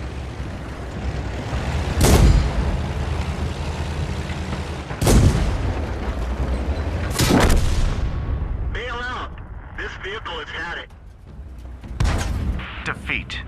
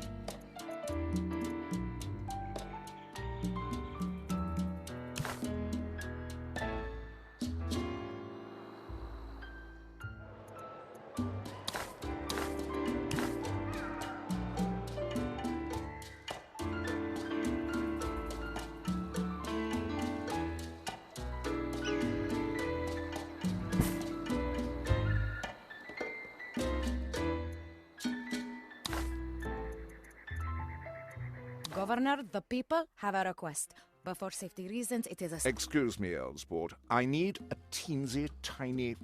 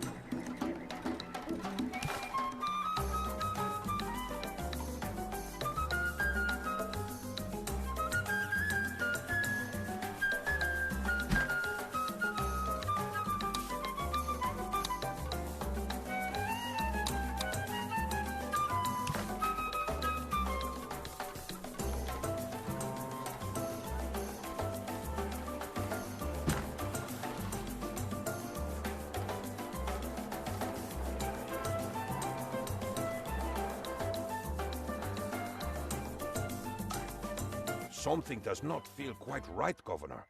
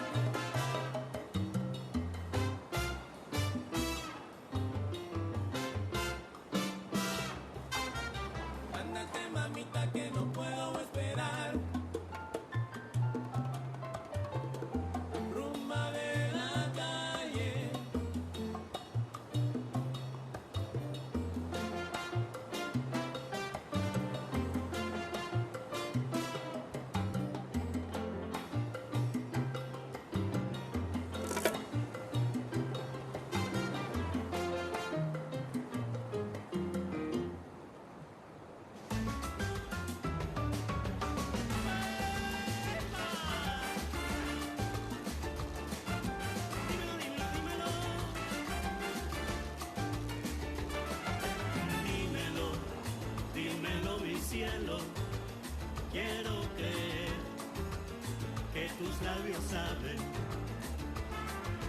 aquello que no pudo ser, pero sin tu amor la vida fue a perder. Te miré, tú te reíste otra vez. Ese fue el momento en que pasó. Esas cosas no pasarán si no hubiera una razón. No me digas que no logro bien.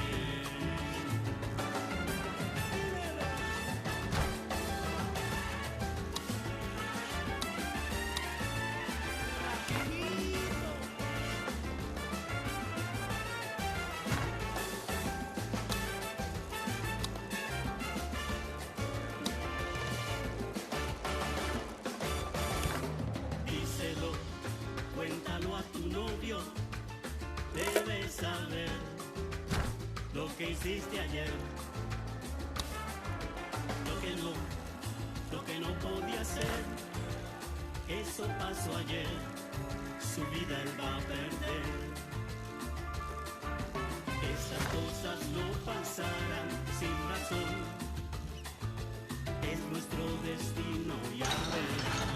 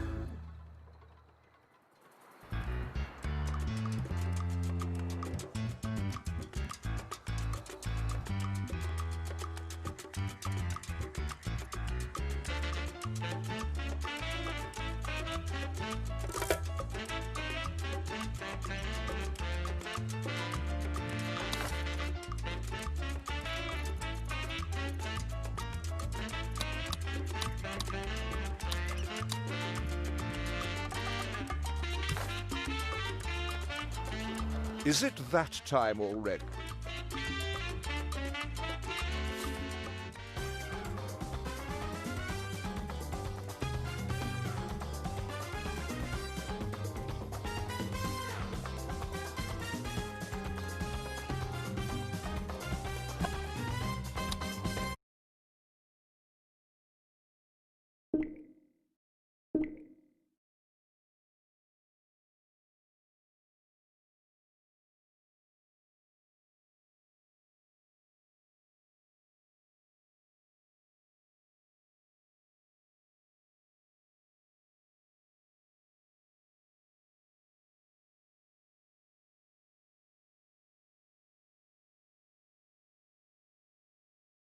Hello, everyone, and welcome to our Shadowlands.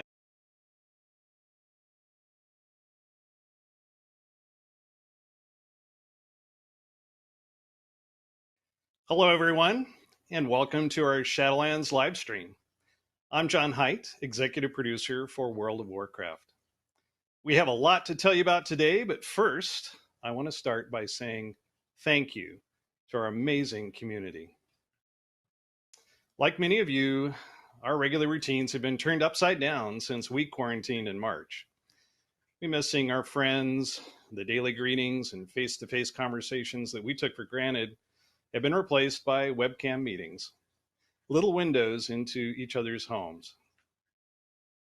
When we meet this way, we often talk about how COVID-19 and world events are affecting our team and our families. And one of the hardest parts is dealing with a feeling of helplessness. Initially, we struggled with maintaining a sense of purpose, but ultimately, we draw inspiration from all of you. In a situation where it's easy to feel isolated, our purpose is to help bring people together. WoW is truly a unique and magical place where people can maintain the bonds of friendship across physical distance by joining forces to take on epic challenges or just hang out and talk. In WoW, the journey together is the real reward. Getting an awesome loot upgrade, finally downing a mythic raid boss, defeating the enemy team in the last moments of a battle, all these experiences are memorable because we have each other to share them with. You've rekindled old friendships, made new ones, and gathered in Azeroth to honor fallen comrades. Seeing you all connect in this way has helped us carry on. WoW is also a place where you can just do your own thing, knowing that you share a common bond with millions of others who are exploring the world with you and who'll be there anytime you want to join up for an adventure or two. Like many of you, we're eager to embark on a new adventure together. You have our commitment. We will be releasing Shadowlands this fall, even if we end up shipping it from our homes. So again, on behalf of the entire WoW team, thank you. While this stream is about Shadowlands, before I get to that, I want to remind everyone what's happening in WoW Classic. Later this month, on July 28th, WoW Classic will recreate one of the most talked about events in the game's history, the Encourage War. Players on every realm across the world will gather resources in a race to be the first to acquire the scepter of the shifting sands and open the gates of Encourage, signaling an epic war with the denizens of this ancient and deadly temple. I'm looking forward to welcoming all of our new Scarab Lords. Now, check this out. I just received our Shadowlands Collector's Edition. You can see on the spine of the box, looks like all the collector's editions you've seen before, except we have these full color Covenant emblems on the side. So it'll look great on the shelf with the other collector's editions. One of the really cool things about this box is the front cover. It's literally exploding with color. This recreates the moment when Sylvanas broke the sky above Icecrown Citadel, and you can see that cool reflective material. Inside, you have the Epic Edition, which includes the Ensorcelled Everworm mount, an Anima Wormling pet, a bunch of digital goodies, and 30 days of game time. You'll also find, and this is something we know you've all asked for, so we did one just for Shadowlands, but here's the art book. Beautiful 4-color art on every page. I'm sorry, full color art on every page, but it has all the concept art and a lot of great imagery that are unique to Shadowlands. And so you can also celebrate Shadowlands at your desk or home office. We have Shadowlands mouse pad. Matches the background behind me. And then my favorite component for this is we actually have a collector's pin collection. This contains a pin for each of the covenants: Kyrian, Venthyr, Necrolords, and Night Fae. It also includes a soundtrack for Shadowlands, so you can listen to the music of the afterlife wherever you go. You'll be experiencing more of Shadowlands very soon. In fact, I'm pleased to announce World of Warcraft Shadowlands will officially enter beta next week. Beta participants will be able to experience the max level challenges in the Maw, the most dangerous place in all the Shadowlands, and one of the most rewarding too. To tell you more about our upcoming beta, I'd like to introduce our game director, Ian Hazakostas. On behalf of the WoW team, thank you again for your support. Hi, everybody. Thank you, John. Thank you for sharing your morning or evening with us, as the case may be. Super hyped to be able to share that collector's edition with everybody. One of my favorite features that John didn't get a chance to mention is that those pins actually have a self-destruct mechanism built in. So pick one carefully. If you want, the other three might vanish instantly. Let's talk a little bit about what is coming up in the beta ahead and Shadowlands in general. So first, I want to look back at the 3 months since we launched our alpha. Just about 3 months ago to this day, the alpha began, and we welcomed thousands of folks from around the world in to begin to share this great project that we've been working on really for the last couple of years. We've at this point journeyed through the 4 main zones of the Shadowlands, seen a glimpse of the Maw, experienced Covenant active abilities, and of course, seen Torghast. Our valiant alpha testers have completed over 800,000 quests in that time. Over 2,000 unique characters have finished Exile's Reach, our new player experience on the Alliance side, and ventured off to join the Alliance and go to Kultiris. Over 62,000 Torghast runs have been undertaken on our alpha servers. And alas, just over 11,000 of those ended in the clutches of the Tower group. So be more careful next time. And crucially, over 64,000 in-game bug reports using our in-game reporting tool have been entered by alpha testers. Our QA team internally is busy poring over those. So far, I think they've cataloged something like 1,600 unique bugs that are being tracked in our system as a result of those reports, which will be fixed, of course, by the time Shadowlands comes out. And we know that's just the tip of the iceberg. This is really, an invaluable tool, and every bit of your feedback matters. speaking of feedback, it's not just the feedback within the tool, but also broader discussions on the forums and the community at large, on places like Reddit and Twitter, and the videos folks are making to share reactions, thoughts, and ways in which the experience that they're seeing could be improved. Something that our entire development team is eagerly attentive to. Now, our alpha experience and our alpha process really is a true alpha. For the past weeks, what you have been seeing is the active organic evolution of the game. Sometimes a build might have a change that literally is 5 days old. It's an experiment. It's a solution to some problem that was discovered, and we want to see what reactions are immediately. There's a very quick turnaround time there, and it's a collaborative process between us and the community. And so, we've seen some changes to, for example, the pacing of Torghast and the removal of any sort of the torment system or time limits there. An area in Torghast we've heard a lot about also is, frankly, just how much fun people are having and the grim prospect of only being able to do it a certain number of times a week. I think we'd previously discussed that the Endless Corridors section of Torghast would be completely ungated, but I'm actually happy to announce that at this point, we are shifting to completely remove all keying from all the wings of Torghast.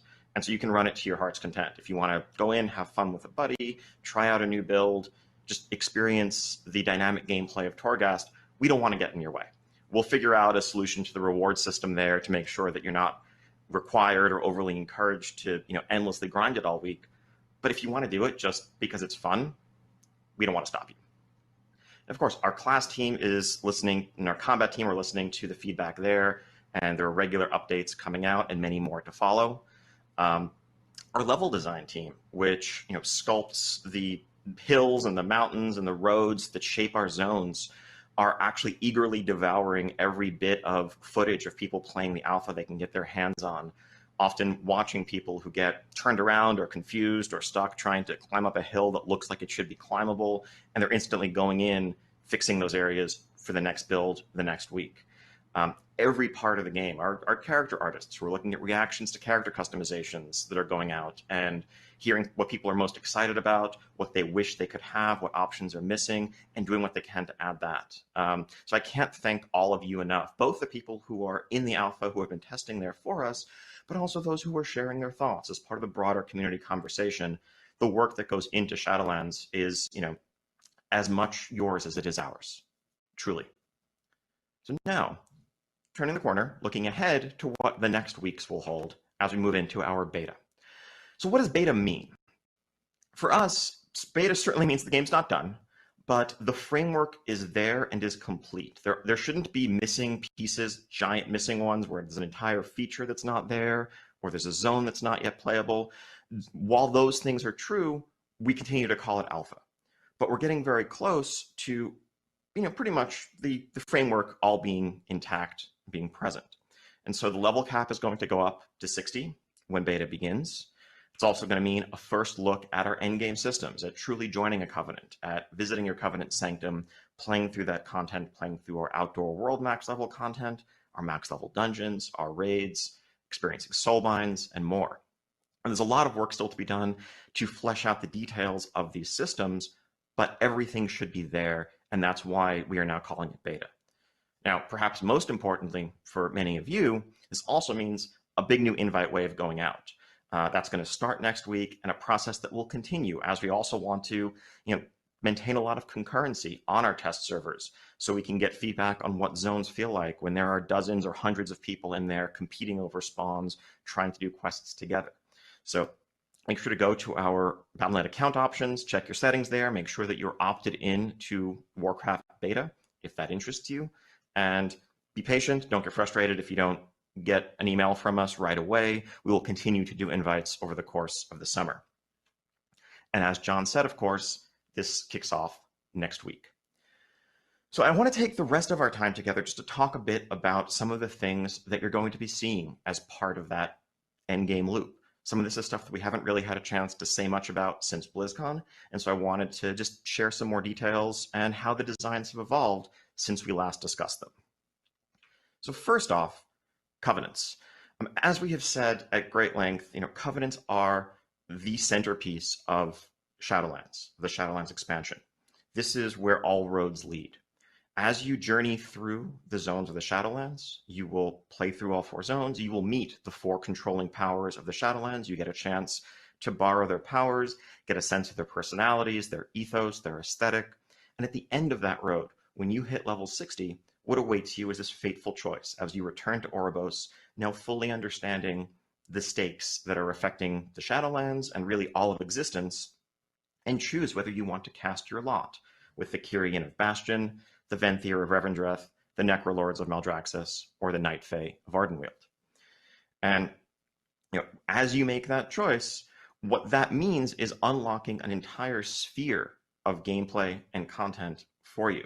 What we've seen so far in Alpha really is just the tip of the iceberg. It's just these couple of active abilities that you get to experience while leveling up. We also made sure to make those testable as early as possible just to get mechanical feedback on them and what felt good and what didn't.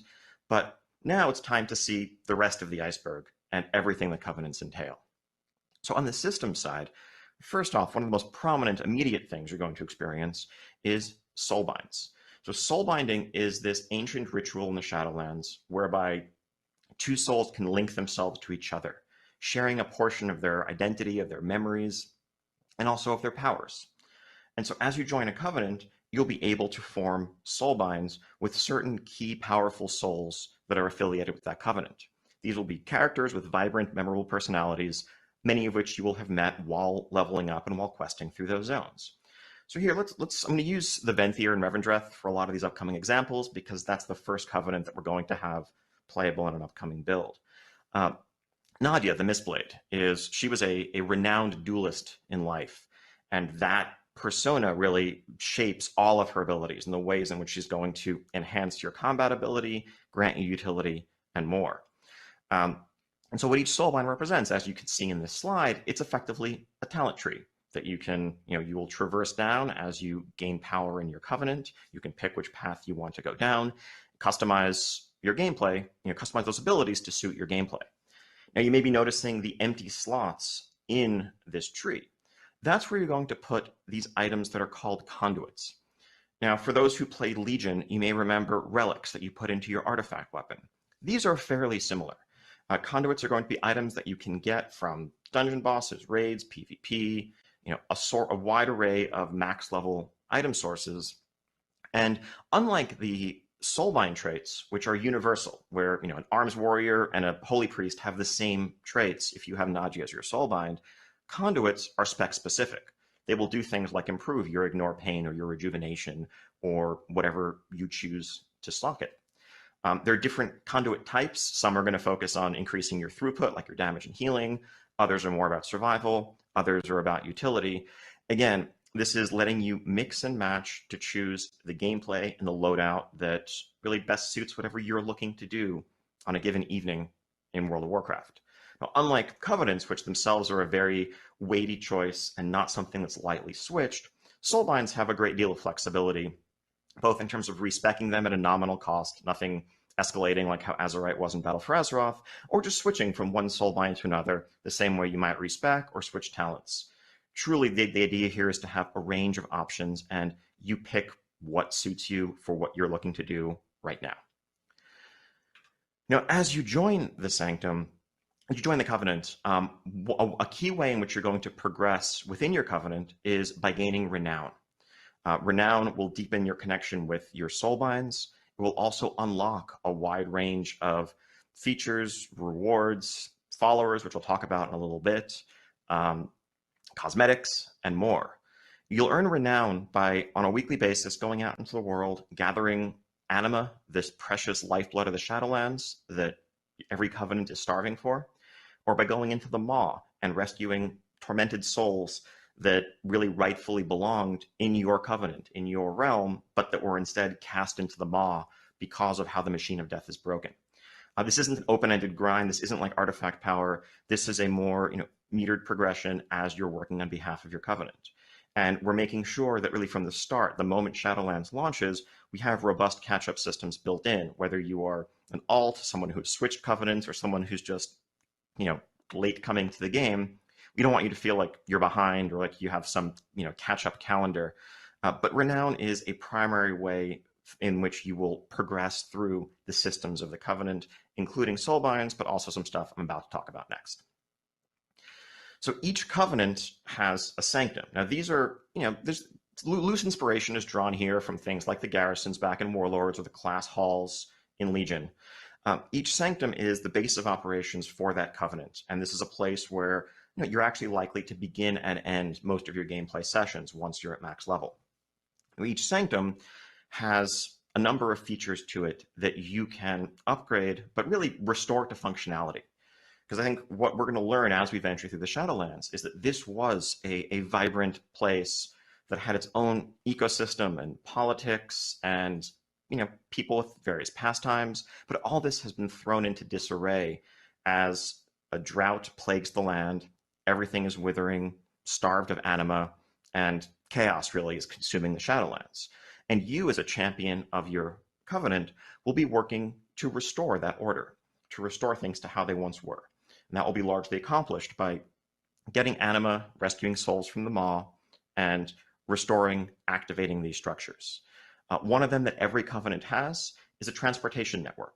So within your own zone, if you're a member of the Night Fae within Ardenweald, there's a complex route network that lets you quickly access different parts of the zone. The Venthyr and Revendreth have a network of blood mirrors that can basically teleport you around. We want to make it so that, particularly if this is something you're investing in, you feel most at home, most comfortable in your zone if you're a member of that given Covenant, because that is where your powers are greatest, that is where your Covenant's influence is greatest. Another structure that every Covenant has is something called an anima conductor. So as I've mentioned, part of the plight of the Shadowlands is this lack of anima. Groves in Ardenweald that were once flourishing with magical energy are now desiccated, withered. Temples in Bastion lie dormant, deactivated. The constructs that once guarded them are inactive. Anima is the answer to all of those things. And so what you're doing as you bring it back to your Covenant and to your Sanctum is pooling it in a reservoir, but you also have the ability to direct the flow of anima outward toward your zone to regrow, reactivate these dormant parts of the space. Now, what that means in gameplay terms is you can send a stream of anima over to an area which will enable quests, treasures, events, outdoor world content in that area for you based on your choice on a given day. As you upgrade your anima conductor, you'll have more options that you can unlock. And as you engage in the system in general, you can progress towards permanently enabling and reactivating these spaces, both so that you have the content available for you, but also so that you see the world change around you to an extent. This grove that once was withered and dead in Ardenweald will once again be blooming and flourishing with anima energy thanks to your efforts. And the events that were there will now always be up for you as a result of what you've done. The third system that every Covenant has is a scouting map. This is an extension of the mission system that we first introduced back in Warlords of Draenor, and we've kind of tinkered with that formula a couple times since then. And I think the basic loop there, we've moved away from its central importance that it had in Warlords, and I think we're not looking to go back to the Warlords era version of this being a source of the best raid gear in the game or what have you. But it's an outlet for some storytelling, some offline progression. So you have something waiting for you where you log in and something that you can maybe check in on in shorter sessions. But we want to add more depth to the system than what we've had in the last couple of expansions. What we have previously really is just, it boils down to a coin flip. You're doing a simple matching game, matching counters to threats, and maybe you get up to 170% success chance to get your bonus reward and hope you get lucky. And really, if you didn't, there's nothing you could have done better, nothing you did right or wrong, and you either succeed or fail. We want to re-envision the foundations of that system to be something that is a better analog to the fantasy that we're trying to convey. The way a mission works in Warcraft isn't a coin flip. The way combat works in Warcraft, when you're sending these champions out into a dangerous area, isn't success or failure, it's nuanced gameplay with tanks and healers and melee DPS and range DPS as a party of combatants fight a bunch of enemies. And so this is an abstracted form of that type of combat. It still will happen while you're offline, but there's a turn-based system here where you will level up your soulbinds, recruit additional champions and adventurers to bolster their ranks, and send troops custom based on your covenant out to complete these missions and obviously bring back some of that sweet loot that you're looking for. There's a lot of depth to the system. We're going to have a early peek at it in our next couple of builds, and we'll continue to add more breadth to it over the course of the beta. Really curious to hear initial hands-on impressions, and as always with all of our features, we want to jump in and react quickly to whatever feedback we hear. As before, adventures will also be supported in our mobile companion app, which will be updated for Shadowlands at the time of the expansion's release. Now, those 3 features that I just talked about are something that every covenant has access to. They are universal. But each covenant also has a 4th structure that is unique depending on which covenant you've joined. Now, I've been using the Venthyr a lot for as these examples, so let's start with them. If you are a Venthyr in Revendreth, you also have this 4th section of your sanctum known as the Ember Court. Now, what the Ember Court is, it's a hosting venue for pretty rad parties. The culture of Revendreth, certainly before things really went off the rails in the events leading up to this expansion, was one of elegance, aristocracy, a lot of those tropes surrounding nobility. And part of what that means is showing off your influence by hosting grand galas for the most important individuals, not just from Revendreth, but from across the Shadowlands as a whole. And the Venthyr were notorious for this. Now, your ally, as you join the Venthyr, Prince Renathal, is looking to reestablish himself, to reestablish a new order, and showing off his growing influence and stature in that area. And you're going to help him out as a loyal member of his covenant. And the way that's going to play out is what's effectively, a self-contained minigame where you can go out, seek out guests, invite them to the party, not maybe literally arrange catering, but figure out the different services that are going to make those guests happy, play through the party in real time, maybe fending off party crashers that are trying to disrupt the festivities. And at the end of the day, maximizing the happiness of all your guests. And ideally, if they're happy, on the way out, they'll give you a token of their gratitude in the form of, well, sweet Warcraft loot. And to be clear, this is not gloom and doom, life or death, saving the Shadowlands stuff. This is just a fun side activity that has a remarkable amount of depth to it, but is there to allow us to flesh out the culture and the personality and the identities of these covenants, of these areas. You're not going to defeat the jailer by throwing the most badass party in the Shadowlands, but that is part of what being a Venthyr is. Now, if on the other hand, you join the Kyrian in Bastion, their unique feature is called the Path of Ascension. Now, the Path of Ascension is driven by this unique soul mirror, whereby you can actually inhabit the consciousness of one of your soulbinds. So you can play, let's say, as the aspirant Pelagos with a unique set of abilities and go through a series of trials, gladiatorial combat against the most powerful souls of the Shadowlands that you will also go out in your adventures across the world and recruit and capture and bring back to fight within the Path of Ascension. This is a self-contained, combat-heavy system that has a little bit of a boss rush feel to it. For those of you who are very old school, if you remember the Chartoul event way back in Burning Crusade in Blades Edge Mountains, this is loosely inspired by that. It's the same kind of vibe, and this is available to members of the Kyrian. Now, if you joined the Necrolords of Maldraxxus, Necrolords are, and Maldraxxus is the source of the military might of the Shadowlands. This is a lot of the power that we saw manifested by the Scourge in the great floating necropolises like Naxxramas, and abominations like Patchwork and ghouls and geists. And the art of creating those creatures, the art of necromancy, is most closely affiliated with Maldraxxus. And so the structure you have as a member of the Necrolords is called the Abomination Factory. And this is a system whereby you can build fleshwork creatures, essentially, whether it's an abomination or a ghoul or a geist, to be the perfect housing for a soul that's in need of a physical form. Now, these souls have quirks and unique personalities and interests and abilities. So as you meet them, figure out what the right form for them is, and create a body for them to house, you can then adventure with them, unlocking various perks ranging from utility, extra gathering bonuses, to some combat perks in the outdoor world. And again, as always, this is available to Necrolords only. And finally, if you're a member of the Night Fae of Ardenweald, Ardenweald contains in its innermost reaches a sacred grove known as the Queen's Conservatory. This is where powerful souls effectively germinate, rest, are infused with the surrounding energies of the forest, and are prepared for rebirth and return to the world of the living, because that is the essential function, one of the essential properties of Ardenweald.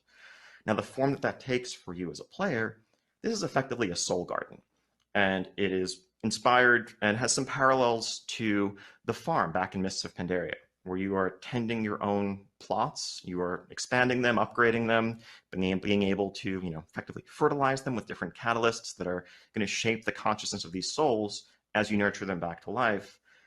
So it's a bit more magical, but at the end of the day, its own branch of self-contained gameplay.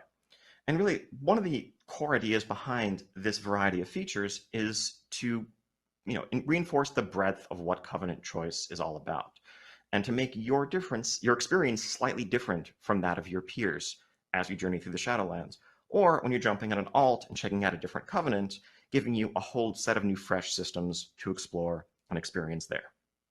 So we'll have a lot more to talk about with Sanctums. We'll have deep dive blogs on individual pieces of these over the course of the summer as beta progresses, but that's an overview of some of the new stuff that you're going to be seeing in Covenants as beta begins. Now, some other new content. We are going to have, coming up, our last dungeon that we have not yet revealed, a max level dungeon called the Theater of Pain. Theater of Pain is a dungeon in the center of Maldraxxus, and this is really, it's an epic arena, and the dungeon takes place during an important event. There's this regularly recurring battle royale, effectively, where all of the war houses of Maldraxxus send their greatest champions to fight it out, and to prove who is the strongest, who is the most powerful of all, because that's a lot of what Maldraxxus is about. It's might makes right is the prevailing ethos there, and demonstrations of power and military might and cunning. Now, this has, there are particularly complex layers to what's going on right now, given the strife that's gripping the Shadowlands, that make these particular games perhaps the most important and the weightiest in recent memory. And you find yourself as an adventurer, as a party of adventurers, plunged into this conflict. And the way that's going to play out is as a very non-linear dungeon experience, as you choose which of the different factions you're going to engage with first, as you traverse the catacombs and the tunnels beneath the arena, ultimately culminating in a final encounter where we'll see if you, or the five of you, can emerge victorious as the ultimate champions of the Theater of Pain. And as with all things Maldraxxus, the prevailing decor here is super metal, so expect more of that as you enter this dungeon. Next up, we are going to be revisiting the outdoor space of the Maw. So this is really where it all began for us in the Shadowlands. We just saw a couple of weeks ago in Alpha that initial venture into the Maw, the domain of the Jailer, as we went in from Icecrown Citadel, not knowing what was going to await us on the other side. What we found was a horrific array of forces that we can't hope to overcome. We just barely escaped from the Jailer's clutches and made it out into Oribos, where we could then explore the rest of the Shadowlands. Well, now, as we hit level 60, as we are max level, with the power of a Covenant behind us, it's going to be time for us to return to this place where it all began, to go into the Maw, with the goal of investigating, exploring, trying to understand more of what the Jailer is up to and how we might thwart those plans. So fortunately, early on in our visits into the Maw, we're going to encounter probably the one singular being in all of the Maw who doesn't actively want to kill us, at least as far as we can tell, this mysterious broker known as Venari. Venari is kind of huddled away in a small cave in the outer reaches of the Maw, and you will be able to work with her to investigate and explore, gather precious artifacts and resources from throughout the Maw that will maybe make it a little bit more of a hospitable place for you, give you more information, increase your ability to traverse the Maw, as well as improve your effectiveness in Torghast.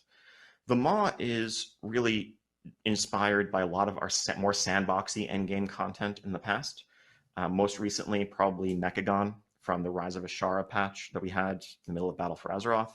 But those roots go all the way back to places like Timeless Isle. This isn't a place where you're going to bring up your map and see a bunch of world quests and clear direction. It's more about a loose structure, general broad objectives, and then lots and lots of discoverable gameplay. So we can't wait to have people jump in here, let us know what you think, And one of the really fun challenges in creating this experience was trying to create gameplay that reflects the fantasy of the space. You are not welcome here. This is not a place full of flight paths and inns to set your Hearthstone and people who are welcoming you at every turn. Everything in the Maw rejects your very existence and presence there. You do not belong here. And everything you do is under the watchful eye of the jailer, where if you raise a bit too much of a ruckus, you are engaging in making a bit too much noise, fighting too many big champions, calling the attention of the jailer upon you, you're going to need to beat a hasty retreat if you want to get out there and if you want to escape with your life and your hard-won earnings intact. So I'd like to share with you a quick video that's just a look at what the Maw is like in motion.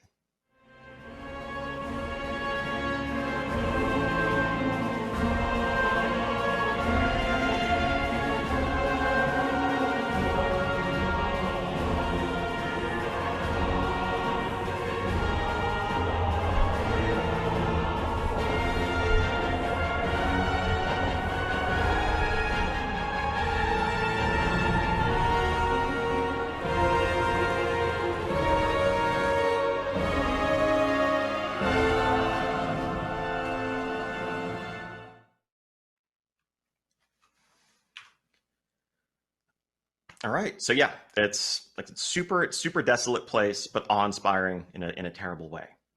So those are some of the specifics that we've just covered. I also want to lay out a bit more of what lies ahead as beta unfolds across the summer. Later this month, we'll be kicking off formal raid testing of our Castle Nathria raid. This is a 10-boss raid in the zone of Revendreth, where you're ultimately going to face off against the Venthyr Lord Denathrius, who is one of the major power players in the Shadowlands. It's just incredible gothic fantasy. Our encounter team and our dungeon art team had a blast making this. We can't wait to get people in there. As always, we'll have focused testing windows for normal, heroic, mythic, and raid finder difficulties. And as we get on in the beta, we'll be looking to specifically have some targeted invites for experienced raiders who can give us the feedback that we need to get the tuning right on difficulties like mythic. Also later this month, we'll be kicking off Shadowlands Mythic Keystone Dungeons. We want to get these in your hands as quickly as possible. As soon as max level content is unlocked, we want to enable Mythic Keystones. We'll probably have a vendor that just sells Keystones directly just to facilitate testing. Early on, we just want to get initial feedback on how our dungeons are playing with the core Mythic Plus affixes, so we can hear quickly where things like bolstering or necrotic or bursting are extra frustrating and make sure that we're making any tweaks early on to make the experience that you have ultimately when Shadowlands comes out the best one possible. Later on in beta, we'll also be revealing for focus testing our first Shadowlands seasonal affix, as well as some potential other tweaks to the system.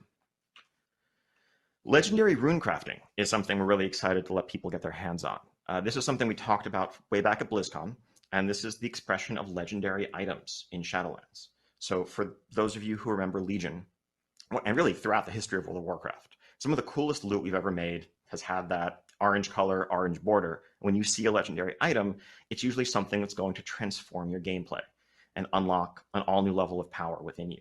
And one of the big points of feedback that we got that was frustrating in Legion was centered around how these items were obtained and the lack of control over obtaining them. There might be an item that was tremendously powerful, you'd seen videos featuring it, you were really excited to get it, but there was nothing you could do to earn it, you felt, unless you got lucky. Shadowlands is really aiming from the outset to address those concerns and to give you a ton of agency and control over how you seek out and earn your legendaries. So early on, as you venture into Torghast, Tower of the Damned, you're going to encounter this mysterious runesmith who's chained up, shackled in a Hannibal Lecter-style cell in the bowels of Torghast. And what you'll learn pretty early on is that this runesmith wields some of the same power, that power of domination that was once used to craft incredible artifacts like Frostmourne or the now shattered helm of the Lich King. And by recovering essence from Torghast, as well as scraps of this ancient runic knowledge that you can bring back to the smith and awaken locked away memories, the runesmith will be able to make for you, to imbue an item with power that you get from a tailor, blacksmith, leatherworker, depending on your armor type. The runesmith can make a legendary of your choice for you. That way you can look at those amazing bracers or gloves or boots or whatever you're seeking and work towards it, earn it, and then begin your next project. A lot of these legendary powers are throwbacks to some fan favorites from across really the past dozen years, everything from Legion legendaries to old set bonuses to powers that are brand new Torghast powers that you'll be able to use temporarily within Torghast, but sometimes permanently imbue a legendary item with. Because part of the idea is really this ancient runic art is the source of many of those powers, items from the Shadowlands that have found their way out into the world over the years. And finally, they can be yours. Covenant campaigns. So I didn't touch on this when we were talking about covenants earlier, but each covenant, once you join them, has a max level narrative quest arc associated with it. This is similar to the war campaign that we had in Battle for Azeroth, where there was an alliance campaign and a horde campaign. This time around, there are 4 distinct campaigns of roughly that size and scope, depending on your covenant. And through playing through this, you will earn cosmetic rewards for your covenant, unlock an additional soulbind, and really experience the full extent of your covenant's perspective on the world and the events of the Shadowlands. Also, before too long in beta, we want to kick off some focused PvP testing. We want to set up an environment where we can unlock all of these systems. We're not trying to test the progression and the rate at which you earn them here, but we want to just let you have access to soulbinds, conduits, legendaries, all the rest, and get early and rapid iteration on arena, battlegrounds, just general PvP combat testing at max level, so that we can make sure that we're both reining in any outliers, but also just dialing in the overall pacing of combat. No one likes those matches that go into super high dampening. The other end of the spectrum, no one wants matches that are over in 20 seconds in some crazy burst or proc window. So the earlier we can get that in front of you, the earlier, sooner we can start really dialing it into what it needs to be. As part of that also, it's kind of the opposite end of the spectrum, we do want to test the pacing of progression and rewards and the rate at which things are earned. And to make that as organic as possible, we'll be probably wiping the existing characters that people have had in the alpha environment probably by the end of this month, and enabling character copies, which will set up end-to-end testing as you can come in with your characters from Battle for Azeroth, level up through Shadowlands, replace your gear organically, earn the rewards you're going to earn, and start giving us feedback on how all of that feels. So I think one of the things we've learned over the years in making these expansions is there's a whole lot that goes into them. There's a ton of moving parts, there's a ton of systems, and we can make our best guesses as to how players are going to interact with them, but there's no real substitute for having the whole thing stood up end to end and having people go through it. And rather than having those regrets that we sometimes have a month or two into an expansion where we realize that we missed the mark on some aspect of that progression, we want to really do as much of it as possible during beta so that when the game comes out for real, it's everything that it needs to be. And that's really the theme of the month ahead. We have some work to do to finish fleshing out the structures that we just described, but most of the rest is going to be polish, responding to feedback, iteration, and finally, tuning. I'm going to talk a little bit about tuning because I know it's a hot topic. Balance is always, the most controversial, one of the most central topics in community discussion, and has been forever in WoW. Tuning is the last thing that we do. In the early parts of alpha and beta, we're basically just looking for extreme outliers where things might be so far out of whack that they disrupt the feedback that we get. If something is so overpowered that it trivializes content, well, we have to fix that. Otherwise, all of our feedback on, let's say, Torghast is going to be tainted because someone's walking through one-shotting things. Or if something is so weak that it doesn't matter if it's theoretically fun, it feels terrible to use, or no one wants to use it, we don't get feedback on it, we need to fix that. But beyond that, we really want to focus first on shoring up the conceptual foundations of what we're building. We want to make sure that the abilities, the systems, and everything else feel fun, that they sound exciting as ideas. And then once we've gotten to a place where we're confident in those foundations, the natural next step is to dial them in so that they're well tuned. And so if you're looking at the way things are in alpha now and saying to yourself that, I don't know, hypothetically speaking, the best choices are 40% better than what you might pick if you were just trying to, go after what looks fun, that's because there's a key part of the process here that just hasn't happened yet. Now, I don't want to say, just wait until after beta, it's only beta. We sometimes get that wrong too, but there's a deliberate process that we approach for a reason. Because we want to make sure that we're using the majority of our bandwidth to fix bad ideas rather than potentially trying to polish something that ultimately is fundamentally flawed. So for example, we've heard a lot of feedback recently on the Ardenweald's Paladin ability, the Covenant ability, Blessing of Seasons. And we tried a couple different versions of that. Ultimately, we're at this point going to go back to the drawing board and fundamentally redesign the way that ability works, because it has some fundamental flaws that make it very challenging to balance, but also not even necessarily as fun as we'd hoped it would be. And so having put a lot of effort into tuning that would have potentially masked much for the expansion later this year. So I just want to say thank you. Thank you for joining us today. And I also want to thank you all for your patience. We'd originally planned on doing this stream a month ago. And back then we would have had somewhat different material. But we postponed it then to avoid distracting from a more important conversation. But of course, that conversation is still happening. Injustice doesn't cease just because we look away. Black Lives Mattered a month ago. Black Lives Matter today. And if that phrase is difficult to hear, know that I and others who speak those words aren't saying that your life has any less worth. We're only calling attention to the ways in which our societies seem to need a reminder that Black Lives Matter. Now, as John said earlier, these are extraordinarily difficult times. We all have our own struggles, and we can often help by simply listening with open hearts. So be kind to one another, stay safe, and we'll see you in Azeroth and in the Shadowlands beyond. Thank you.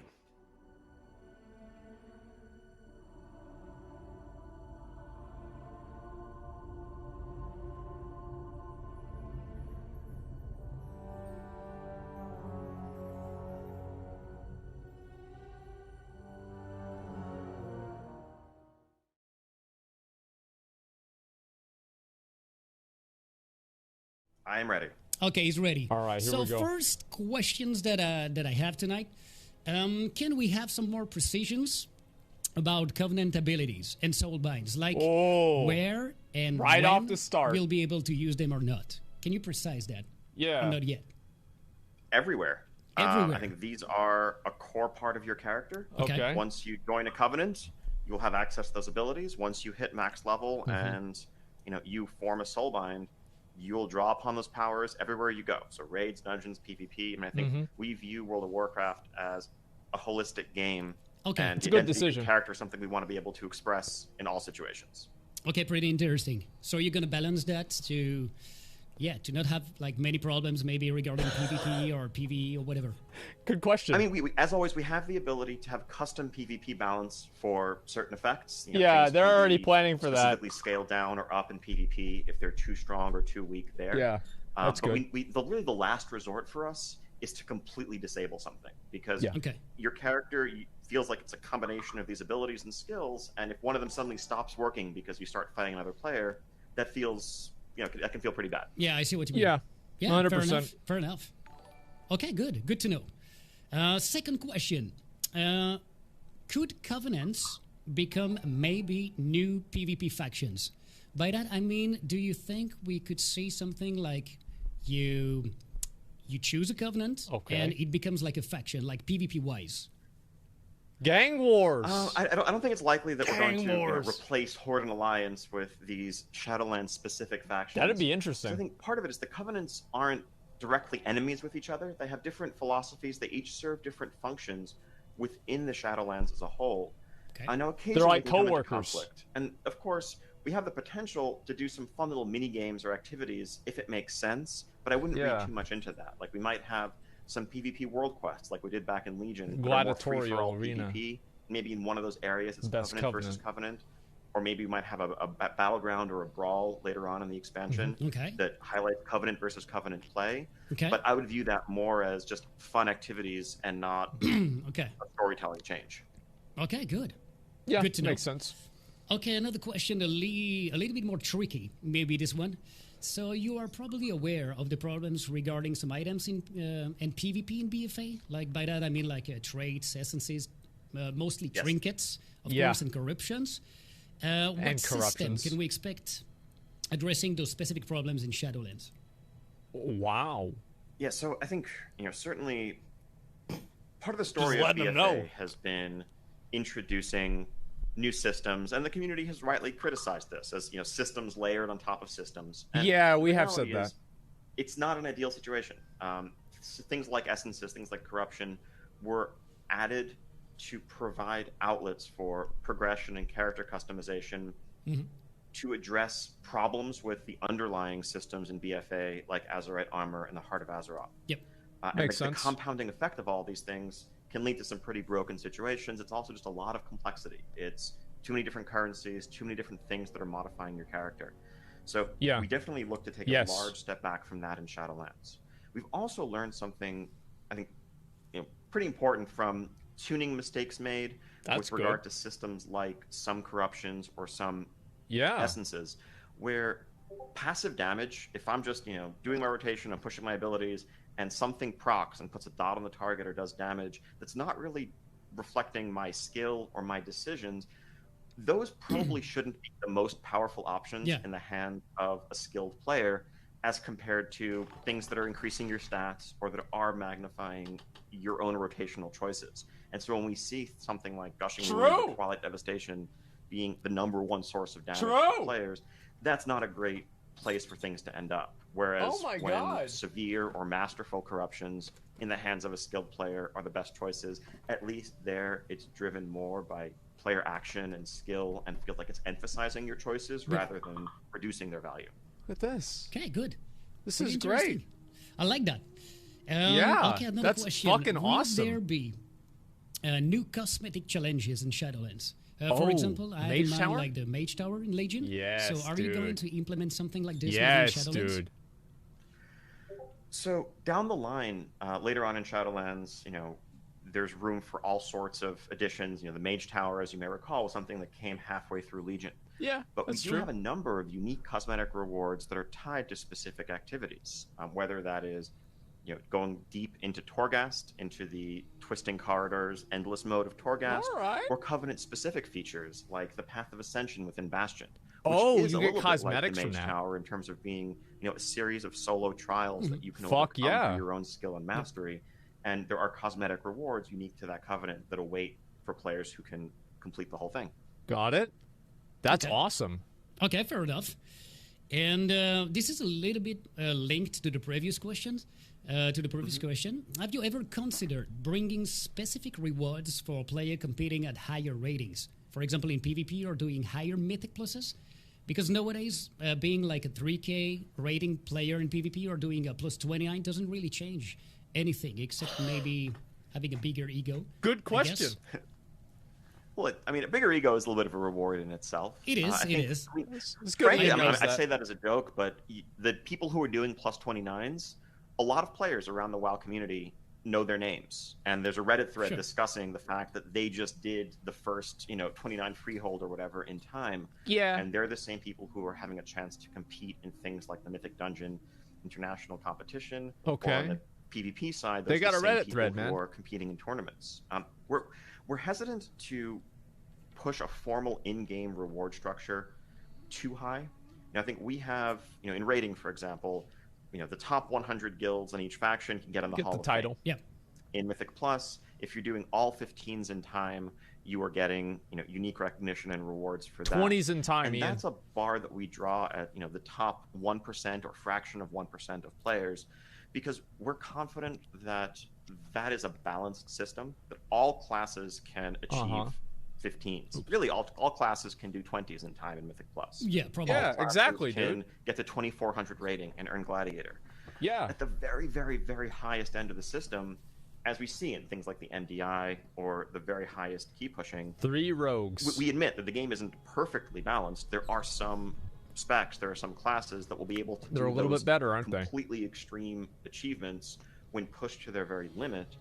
And when we formalize rewards around that, it can put extra pressure and expectations around everyone feeling like they can access those things. Okay, I think people I who are see. climbing to the top of the leaderboards are often doing it out of that challenge, out of that sense of competition with their peers who are also trying to break records. And that's, I think, a fun scene that the community has driven that works in and of itself. That makes And sense. We risk actually messing it up if we start putting in-game rewards associated with it. Okay, I see what you mean. I don't totally agree, but I'm okay with that. I'm okay with that. I'm kind of the same another boat. question. Yeah. Okay, it's maybe an easy one. Can you tell us a little bit more about what you call PvP power? Oh, yeah. Ah, yes, the PvP power item. Let's go. So that was an internal experiment that got data mined.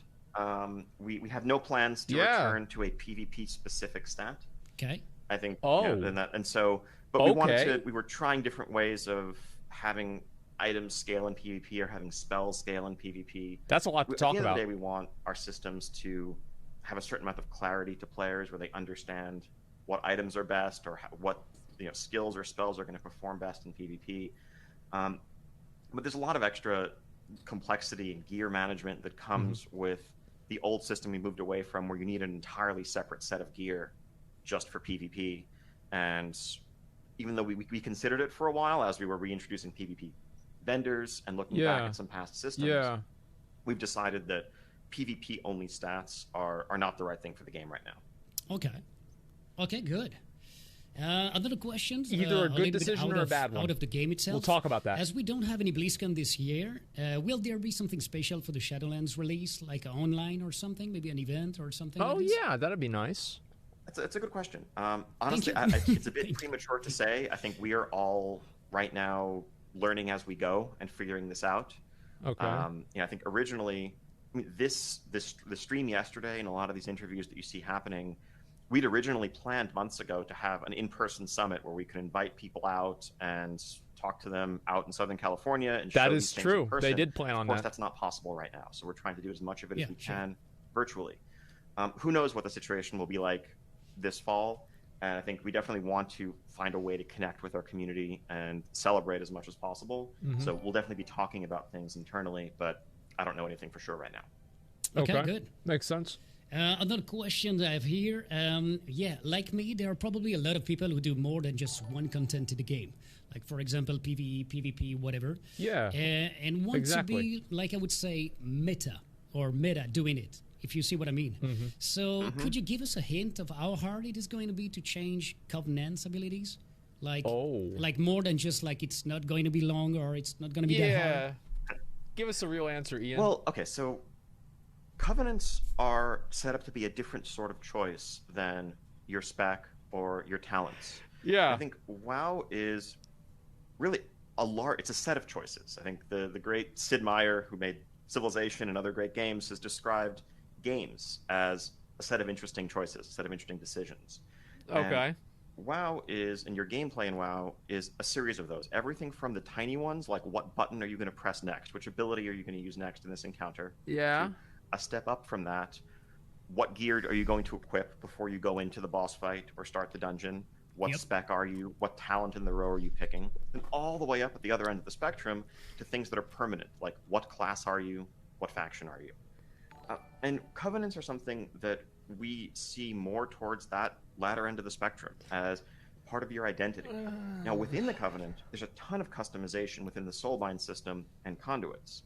You'll have 3 separate Soulbinds and the ability to say, okay, this Soulbind has traits that are really good for AoE damage, that seem to be focused on AoE damage. I'm going to put conduits that are also great for dungeon gameplay in this path.